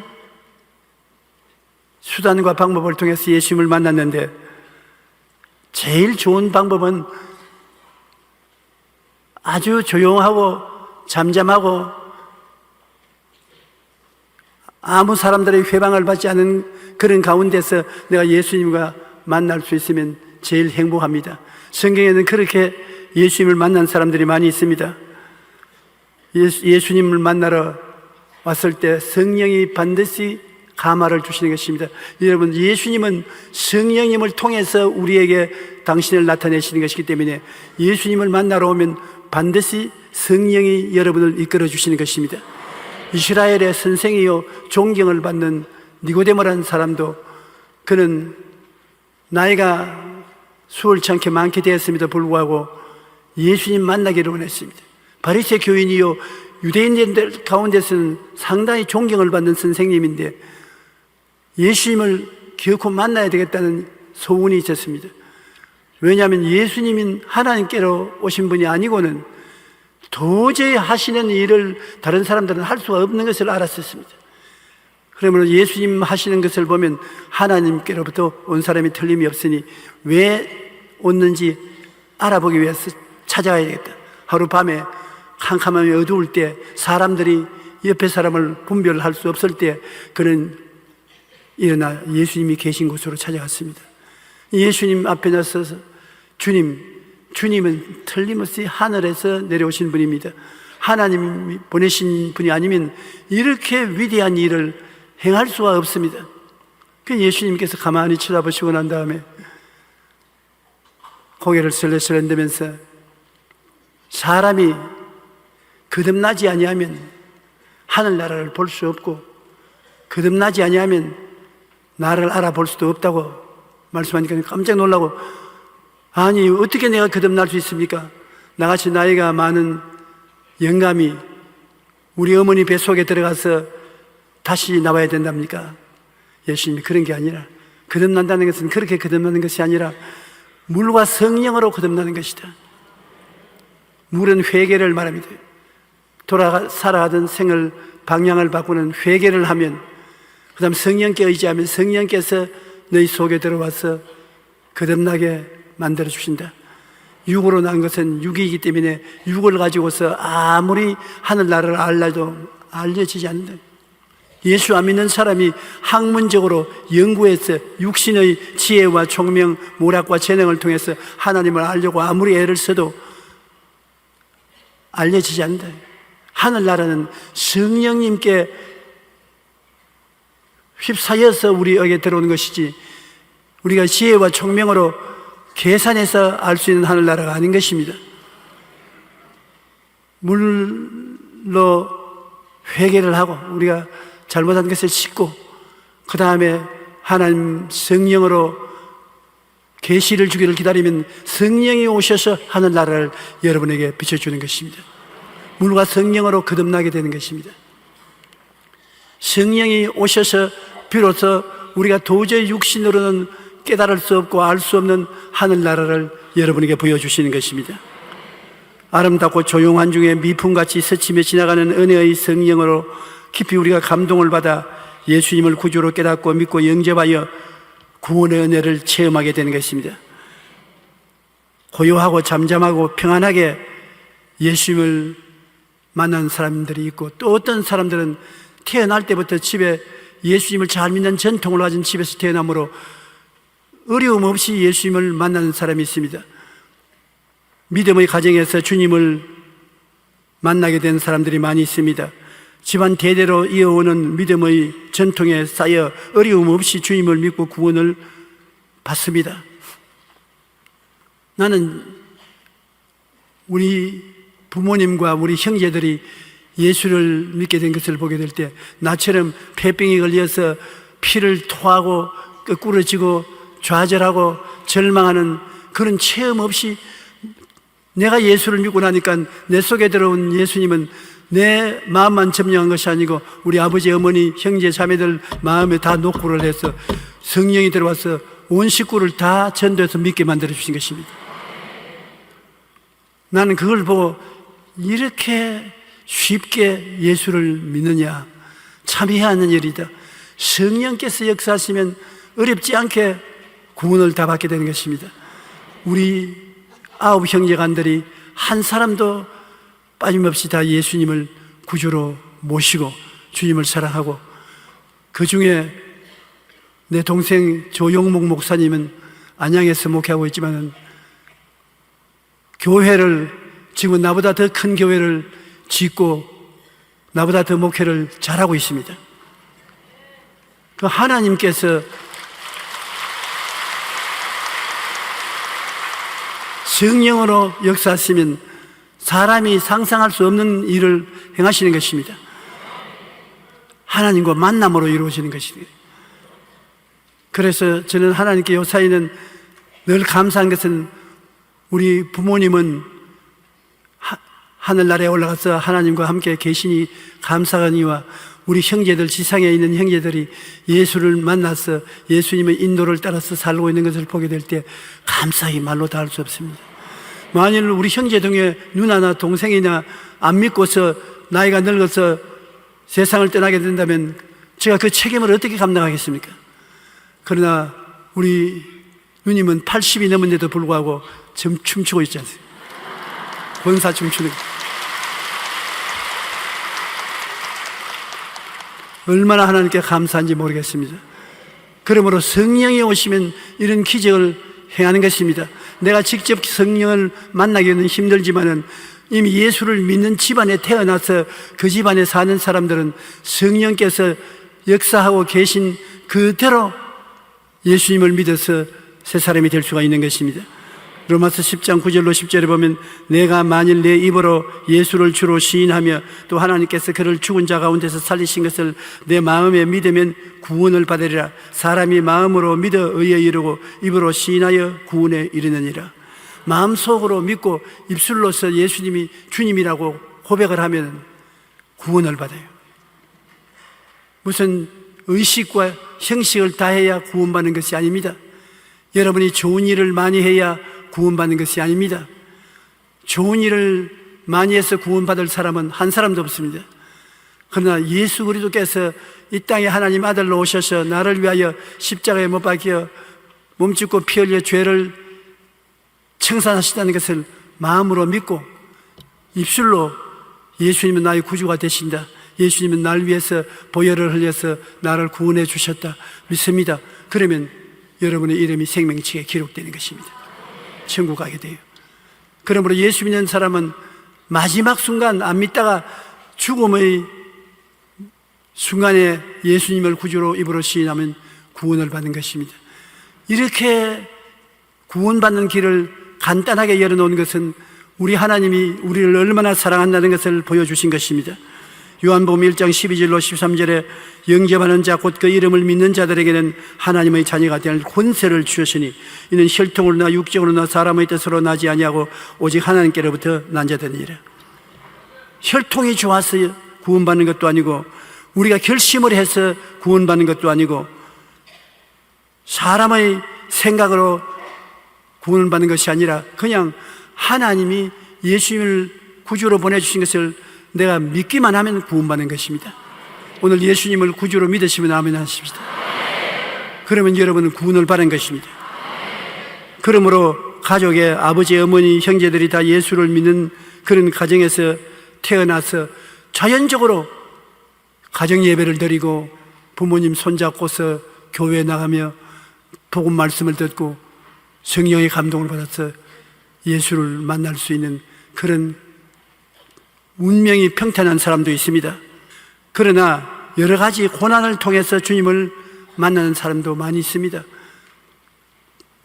평탄하게 성령의 인도를 받아서 구원받지 못하고 부모님들 설화에서 조용하게 잘 예수를 믿고 구원받을 수 있는데도 불구하고 그렇지 못하고 여러 가지 고난과 환난을 통해서 자기가 깨어져서 주님을 믿게 되는 경우가 대단히 많이 있습니다.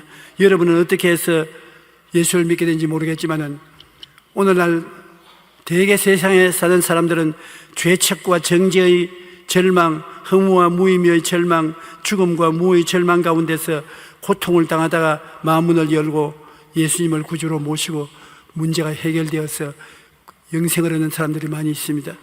사람들이 아무리 자랑을 해도 죄책과 정죄는 마음속에 다가오는 것입니다.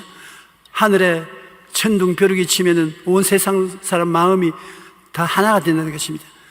와, 저 내 벼락 맞을지도 안 했나 그런 마음을 생각해 본다는 것입니다. 사실 천둥벼락이 치면은 몰라요. 여러분 어떤지 몰라도 나는 나를 보고 벼락 치지 않겠니까 그런 생각이 나더라고요. 사람들은 고난을 당할 때 회개하게 되는 것입니다. 좋을 때는 좀처럼 회개 안 해요. 시험과 환난이 다가오고 폭풍우가 불어올 때 마음속에 회개하는 마음이 생기는 것입니다. 그러므로 죄책과 정죄를 느끼게 되면은 예수님께 구원을 청하는 사람이 많이 있습니다. 나는 죄인입니다. 주님 날 살려주소. 그렇게 하는 사람들이 많이 있습니다. 허무와 무의미에 고통당하는 사람들도 한 가지입니다. 이 세상에 사는데 무슨 뜻이 있느냐, 무슨 의미가 있느냐, 뼈가 부러지도록 농사도 일을 하고 장사를 해도 겨우 30세 때 입에 불칠하는 것밖에 못하는데 이것이 무슨 인생이냐, 그렇게 좌절하는 사람들도 많이 있습니다. 그런 좌절한 중에서 예수님을 만나게 될 수도 있는 것입니다. 어떤 사람은 죽음의 두려움에 처해서 죽음은 어떻게 되느냐, 공포 가운데 떨 때 예수님을 만날 수도 있는 것입니다. 예수님은 마음에 그리스도를 사모하는 사람에게 찾아와서 그 마음 문을 두들기고 만나주는 것입니다. 그런데 그 무엇보다도 예수님을 여러분 만나면 그냥 만나는 것이 아니라 여러분의 마음의 문제를 해결해 주시고 여러분에게 아름다운 꿈과 환상을 주신다는 것입니다. 예수님은 그냥 와서 만났다가 떠나가시지 않습니다. 여러분 마음속에 들어오면 성령이 마음을 점령하시고 마음에 예수님이 거하시면서 여러분에게 꿈과 환상을 주시고 내일은 오늘보다 다음 달은 금번들보다 명년은 금년보다 나아진 삶을 살도록 이끌어 주시는 것입니다. 그러므로 예수님 안에서 입을 넓게 열고 그리스도의 도움을 받을 수가 있는 것입니다. 성경에는 모든 사람이 죄를 범하였으며 하나님의 영광에 이르지 못하더니 그리스도 예수 안에 있는 속량으로 말미암아 하나님의 은혜로 값없이 의롭다 하심을 얻은다 되었나니라. 이 예수를 하나님이 그의 피로서 믿음으로 말미암아 화목 제물로 세우셨으니 우리가 한 일은 하나도 없고 하나님이 해주신 것을 우리가 알아보고 누리는 것밖에 없는 것입니다. 하나님이 예수님의 피로서 여러분과 하나님과 화목할 제물로 예수님을 삼아주셨습니다.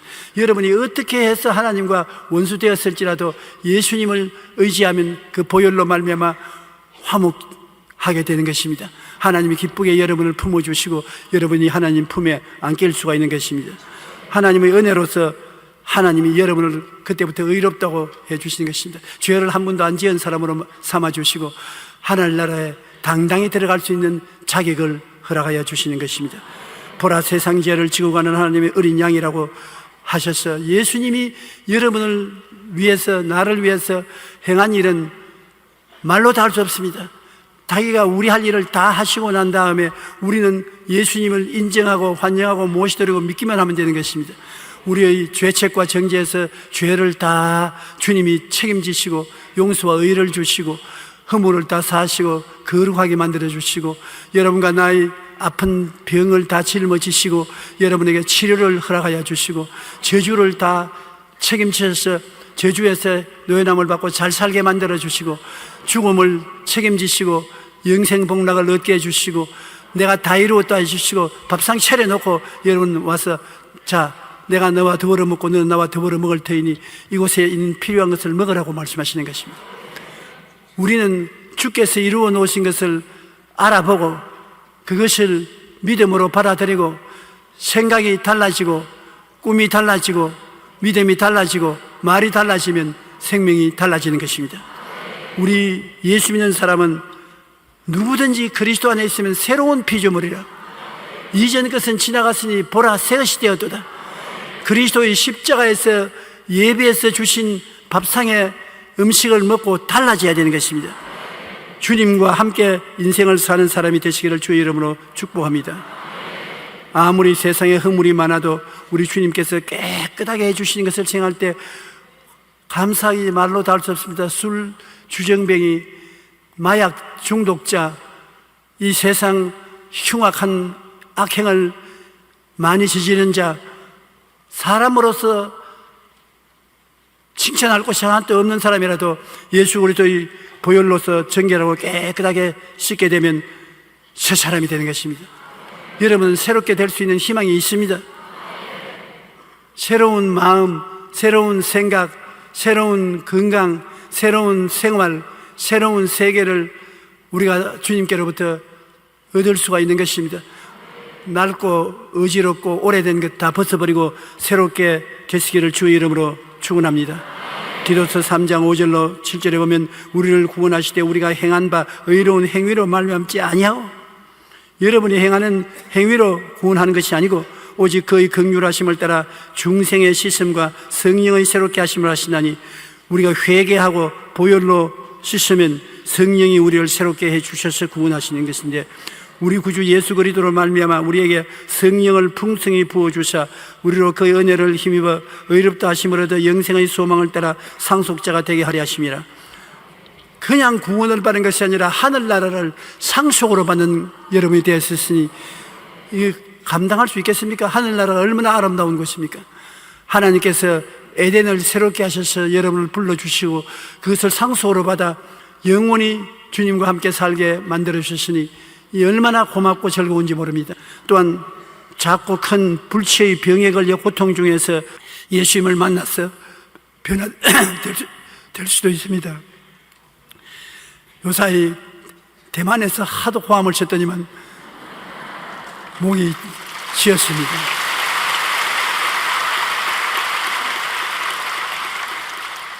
우리 예수님이 여의도 순복음교회에 나오는 여러분만 사랑한 줄 알았는데 대만에 가니까 우리보다 더 사랑하는 것 같아요. 얼마나 뛰고 꿀리고 열심을 당하는지 정말 기가 막힙니다. 왜 병들어서 주님을 만났냐면 병들어서 일반 약으로 치료함을 받지 못하고 병원에서는 이제 떠나갈 준비하라고 하시고 하면 그때는 결사적으로 부르시게 되는 것입니다. 우리 교회에 나오는 성도의 며느리가 뇌암이 걸려서 서울대학 병원에 입원했는데 병원에서는 수술을 해도 살 가망이 없다고, 그래서 제게 뛰어와서 수술해도 가망이 없으니 어떻게 해야 되겠습니까? 저도 가만히 생각하니까 시어머니도 아니고 며느리가 뇌암이 걸렸다니까 그동안 치료도 받지 못하고 오랫동안 혼자 고민하다가 머리가 뇌에 암이 들대로 들어서 누웠으니 어떻게 할꼬? 하나님이요, 어떻게 해야 되겠습니까? 그런데 내 마음에 떠오르는 생각이, 하나님은 전지전능 무소부지하시다. 하지 못할 일이 없으시다. 그런데 하나님이 세상을 이처럼 사랑하는 것은 우리가 하나님을 사랑한 것이 아니라 하나님이 먼저 우리를 사랑하시니 이 자매님도 하나님이 사랑하고 계실 것이라. 그러면 이 하나님을 믿으면 되겠구나. 제가 병원으로 직접 찾아가지 않았습니다. 그 시어머니를 보고 시어머님이 해야 될 것은, 내가 성경 구절을 주면서 그리스도께서 우리를 위하여 저주를 받으실 때 병도 대신 짊어지고 갔다. 제가 채찍에 맞음으로 너희가 나음을 얻었다고 하니까 당신 며느리와 합쳐서 10,000번을 이 성경을 외워라. 10,000번. 제가 채찍에 맞음으로 너희가 나음을 얻었나니라. 한번 여러분 따라 해보십시오. 제가 채찍에 맞음으로 너희가 나음을 얻었나니라. 한 번 말하는 건 쉽지요. 10,000번을 말하라고 했습니다. 시어머니가 깜짝 놀래요. 나도 해야 됩니까? 내가 그럴 줄 알았거든. 그래, 며느리가 낳으려면 시어머니가 함께 믿음을 합쳐줘야 되는데 며느리도 10,000번하고 시어머니도 10,000번을 하십시오. 그러면 변화가 다가올 것입니다. 며느리만 하면 되지 내가 왜 10,000번을 해야 됩니까? 그게 시어머니와 며느리 사이가 좋지 않았다는 증거인 것입니다. 그래서 그날 저녁에 가서 그 며느리 보고, 목사님이 나와 너가 합쳐서 제가 채찍에 맞음으로 너희가 나음을 얻나니 10,000번을 하라고 하는데 하겠냐? 그러니까 죽음에 처한 사람은 무엇인지 합니다. 예수님을 만나기 위해서 못할 일이 없습니다. 그래서 하겠다고. 두 사람이 초저녁에서부터 시작해서 10,000번을 하는데 몇천 번을 하다가 그건 숫자를 잃어버려가지고서 도로 처음부터 새로 시작하고 정신이 없이 고통을 당했었습니다. 입이 트도록 해서 약 10,000번 혹은 10,000번 이상을 한 것 같아요. 내게 연락이 왔습니다. 목사님, 정확한 숫자는 모르나 하다가 잊어버려가지고서 새로 시작도 하고 또 새로 시작하다가 또 잊어버리고 그러면서 10,000번 이상을 한 것 같은데 어떻게 할까요? 그러면 의사 선생님에게 엑스레이 검사를 다시 한번 해달라고 해라. 그래, 다시 한번 검사를 하고 난 다음에 내 전화를 걸고 나를 찾아 야단 법석이요. 그래 전화를 받아 왜 야단이 법석이냐. 큰 기적이 일어났습니다. 무슨 기적이? 머리 암덩어리가 사라졌습니다. 그래서 제가 제일 먼저 물은 것이 있습니다. 평소에 집에서 시어머니하고 며느리가 사이가 안 좋았지요. 그러니까 아이고 미안합니다만 사이가 안 좋아서 내가 우리 아들이 새 장가를 들었으면 좋겠다 그런 생각을 했었습니다. 그런데 어제 그 성경 구절을 외우고 어떻게 했습니까? 이제는 불쌍한 생각이 생겨서 내가 잘못했어요. 인정 있게 살겠습니다. 내가 원하는 것은 당신 며느리가 죽는 것은 겁이 안 나도 화해를 하지 못하면 구원을 못 받고 갈 테니까 그것을 걱정을 했는데 이제 며느리 예수 믿습니까? 믿을 것이 아니라 나보다 더 큰 소리로 외칩니다. 자기가 죽게 됐으니 더 크게 외치지 뭐 시온이보다 적게 외칠 지가 있습니까? 어떻게 되었든 뇌암이 걸려가지고서 주님을 만나게 되고 주님을 만나니까 뇌암이 사라졌다.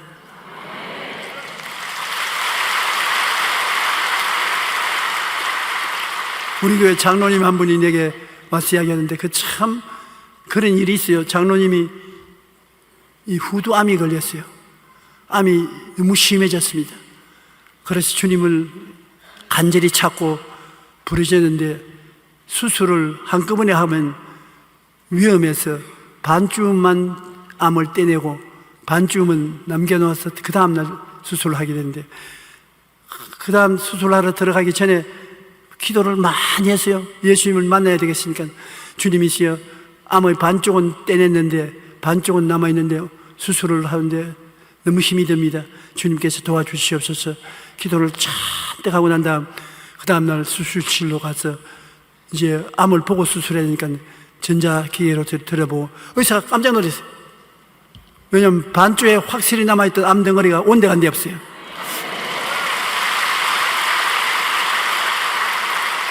그래 장로님을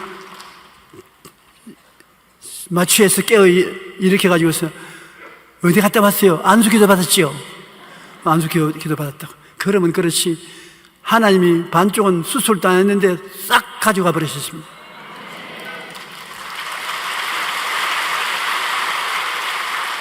그 장로님, 우리 교회 열심히 나오는 장로님, 저를 굉장히 신앙으로 밀어주는 장로님이신데 그때가 10년도 넘었을 것인데 지금도 깨끗합니다. 암이 재발 안 했었습니다. 왜 내가 이 말을 하냐면 예수님을 만나게 되면 어떤 방향으로 만나든지 만나면 변화가 일어나고 새것이 된다는 것입니다. 평안한 환경에서 만나도 기적이 일어나고 부모님들의 도움을 통해서 만나도 하나님의 은혜가 나타나고 여러분이 기도해서 성령의 은혜로 만나게 돼도 변화가 일어나고 병들어서 죽어가는 사람이 예수를 믿어도 변화가 일어나게 되는 것입니다. 문제는 우리가 변화를 얻는 것이 가장 중요한 것인데 예수님을 믿을 때 변화가 일어날 것을 확신하십시오. 친히 나무에 달려 그 몸으로 우리 죄를 담당하셨으니 이는 우리로 죄에 대하여 죽고 의에 대하여 살게 하려 하심이라. 그가 채찍에 맞음으로 너희는 나음을 얻었나니. 주님께서 죄를 짊어지셨고 채찍에 맞아서 병을 짊어지셨으니 하나님은 거짓말 안 하는 하나님이시기 때문에 딱 믿고 죽기 아니면 살기로 매달리라는 것입니다. 그러면 역사가 일어납니다. 예수님의 사역을 보면 마태복음 8장 16절 17절에 제물매 사람들이 귀신 들린 자를 많이 데리고 예수께 오늘 예수께서 말씀으로 귀신들을 쫓아내시고 병전자들을 3사람만 고치더라, 5사람만 고치더라, 다 고치시대. 차별 안 줍니다. 여러분이 거울 쳐다보고 나 같은 사람 돌보겠느냐? 천만에요. 돌보고도 남음이 있는 것입니다. 귀신들을 쫓아내시고 병든 자를 다 고치시니 이는 선지자 이사야를 통하여 하신 말씀에 우리 연약한 것을 친히 담당하시고 병을 짊어지시도다 함을 이루려 하십니다. 주님이 여러분 앞에 탁 앉아가지고서 어머니가 하신 점 어부바 은채야 내 어깨 붙잡고 등에 올라타라 어부바. 그러면 여러분 두려워하지 말고 예수님 덩어리 위에 올라타라고요. 죄짐도 병도 저주도 함께 다 올라타서 십자가까지 같이 올라가면 예수님이 십자가에서 못 박혀서 죄와 질병, 저주와 절망, 죽음을 다 청산하고 내가 다 이루었으니 내려가서 이젠 편안하게 살아라 그렇게 말씀하시는 것입니다. 얼마나 주님께서 우리를 사랑하는지 우리가 가지고 있는 모든 시련을 주님이 대신 짊어지기를 소원한다는 것입니다. 가난하고 굶주린 가운데 주님은 부요를 우리에게 주셔서 이 땅에 살게 해 주시는 것입니다. 예수 그리스도의 은혜를 너희가 알거니와 제가 부요하신 자로서 가난한 자를 위하여 대신 십자가에서 저주를 받아 고난당하신 것입니다. 고린도후서 8장 9절 우리 다 같이 한번 읽어보십시다. 우리 주 예수 그리스도의 은혜를 너희가 알거니와 부요하신 이로서 너희를 위하여 가난하게 되시면 그의 가난함으로 말미암아 너희를 부요케 하려 하심이라. 예수님이 너희를 위하여 내가 가난하게 되었다. 하나님의 아들이 이 땅에 와서 가난하게 된 것은 너희를 위하여 그런 것이다. 내 때문에 그런 건 아니다. 너희를 위하여. 그러면 예수님을 믿고 예수 이름을 부르는 열이가 예수님을 만난 여러분이 가난해지면 어떻게 됩니까? 무슨 체면으로 예수님 얼굴을 쳐다보겠습니까? 여러분, 가난할 자격이 없어요. 부해질 자격은 있어도 가난한 자격은 없어요. 옛날에는 여러분 다 가난했지요. 저주를 받았어. 예수님이 우리 대신해서 가난해서 길거리에서 얻어 잡수시고 나무 밑에서 주무시고 온갖 고통을 다 당하신 것은 저희 가난하심으로 인하여 너희로 부요케 하려 하심이라. 좀 한번 믿어봅시다요. 한번 따라 말씀. 나는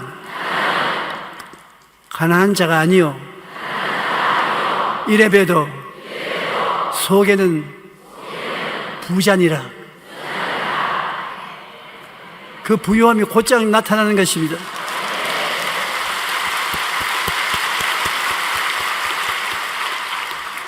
갈라디아서 3장 13절로 14절을 보면 그리스도께서 우리를 위하여 저주를 받은 바 되사 율법의 저주에서 우리를 속량하셨으니 기록된 바 나무에 달린 자마다 저주 아래 있는 자라 하였음이라. 이는 그리스도 예수 안에서 아브라함의 복이 이방인에게 미치게 하고.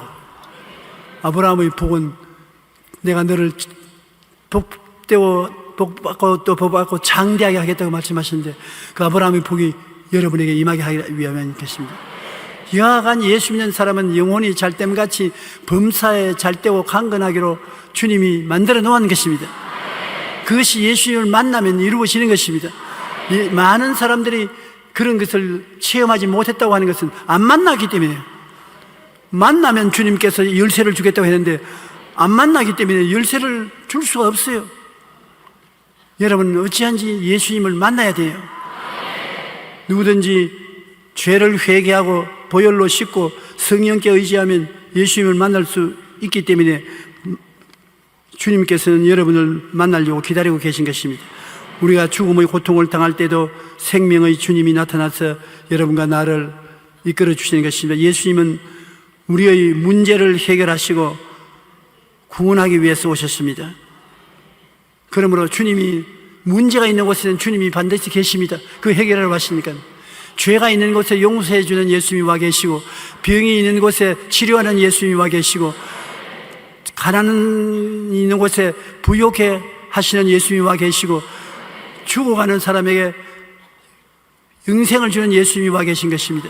그러므로 예수님은 문제가 없는 곳에는 안 와 계십니다. 할 일이 없으니까요. 주님은 할 일 없는 곳에 오시지 않으셨습니다. 죄가 하나도 없는 사람 곁에 예수님이 와 계실 이유가 없는 것입니다. 평안한 사람에게 주님이 줄 것이 더 무엇입니까? 예수님이 불안한 사람에게 평안을 주시죠. 가난한 사람에게 왜 와 있습니까? 부유하게 만들려고 와 계신 것입니다. 그러므로 예수님 필요한 사람에게 와 계시는데 오늘 여러분 무엇이 필요합니까? 예수님을 만나면 바로 그것을 없애기 위해서 주님이 도와주시는 것입니다. 그렇기 때문에 예수님은 언제나 부정적이 있는 곳에 긍정적인 힘으로 와 있습니다. 내가 사방에 우겨삼을 당하여도 사이지 않는다. 우겨삼을 안 당한 사람에게는 예수님이 필요 없어요. 예수님은 어떤 사람이 와서 우겨싸도 우겨사지 못할 능력을 가진 하나님이기 때문에 내가 사방으로 우겨삼을 당하여도 사이지 아니하고 답답한 일을 당해도 낙심하지 아니하고 핍박을 받아도 버림받지 아니하고 거꾸로 때림을 당해도 망하지 아니하고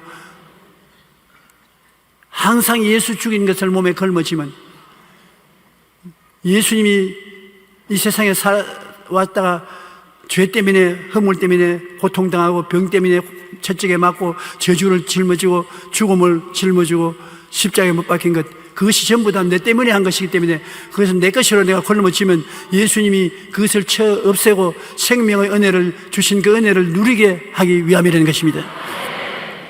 여러분이 이 보배를 여러분 몸속에 모시고 계십니다. 이 세상에 가장 큰 보배가 여러분 속에 계신 예수님이신 것입니다. 이 예수님에게 변화를 요구하십시오. 주님은 그냥 온 것이 아니라 변화를 주기 위해서 오셨는데 희한하게 주님께서 구하지 않았는데 주지는 않습니다. 너희가 없는 것은 구하지 아니하며 주 예수 문 밖에 기다려 섰습니다. 그러나 단단히 잠가두니 못 들어오시네. 여러분 문 안의 고리는 여러분이 가지고 있습니다. 그 고리를 사용하십시오. 주님이시여 나에게 평안을 주시옵소서, 나에게 기쁨을 주시옵소서, 소망을 주시옵소서, 건강을 주시옵소서, 창대케 하여 주시옵소서, 행복하게 만들어 주옵소서. 주님께 문고리를 열면 주님께서 말씀하시면 너희가 누구든지 내 음성을 듣고 문을 열면 내가 저에게로 들어가 저와 더불어 먹고 나와 더불어 먹으리라. 주님이 여러분과 더불어 먹고 여러분이 주님과 더불어 먹으려고 주님은 준비하고 계신 것입니다. 얼마나 좋습니까? 외롭지 않습니다. 버림받지 않았습니다. 그러므로 예수님께서 오늘 여러분 집에 가면 말씀하실 것입니다. 내 하고 싶은 말 조용히 목사 통해서 말하시니 단단히 들었지? 문을 열어다오. 내가 너와 같이 있으면서 슬픔과 고통도 같이 걸머지고 기쁘고 즐거움도 함께 나눌 테이니 외롭지 않을 것이라고 말씀하는 것입니다. 우리가 항상 예수의 죽음을 몸에 짊어지면 예수의 생명 또한 우리 몸에 나타나게 하려 합니다. 예수 생명, 내 생명이 되기 위하여 주님께서는 원하시고 애쓰시고 계신 것입니다. 예수님은 십자가 고난을 나도 당하면 예수의 부활의 생명을 얻을 수 있고 부활의 예수님을 만나게 되기 때문인 것입니다. 부활하신 예수님을 만나십시오. 어두운 밤에 빛을 체험할 수 있습니다. 내 인생이 어둡고 캄캄한 곳에 예수님을 찾으면 예수님이 기쁘게 나타나는 것은 예수님은 어두움을 환하게 하기 위해서 이 땅에 오신 것입니다. 예수님은 추운 인생을 따뜻하게 만들려고 오셨기 때문에 인생이 추울 때 예수님께 부르짖으십시오. 예수님은 배고픈 사람에게 밥을 먹여주러 왔기 때문에 배가 고플 때 부르짖으십시오. 주님께서 여러분 위장을 채워주시기 위해서 오시는 것입니다. 우리가 항상 문제에 둘러싸여 짓눌리게 하며 살지만 주님은 여러분을 해방시켜 주시고 자유를 주시기 위해서 오신 것입니다. 예수님을 만나면 이런 모든 것이 일어날 수 있는 것입니다. 우리가 지금 사는 것은 예수님을 만나서 예수님과 더불어 사는 것입니다.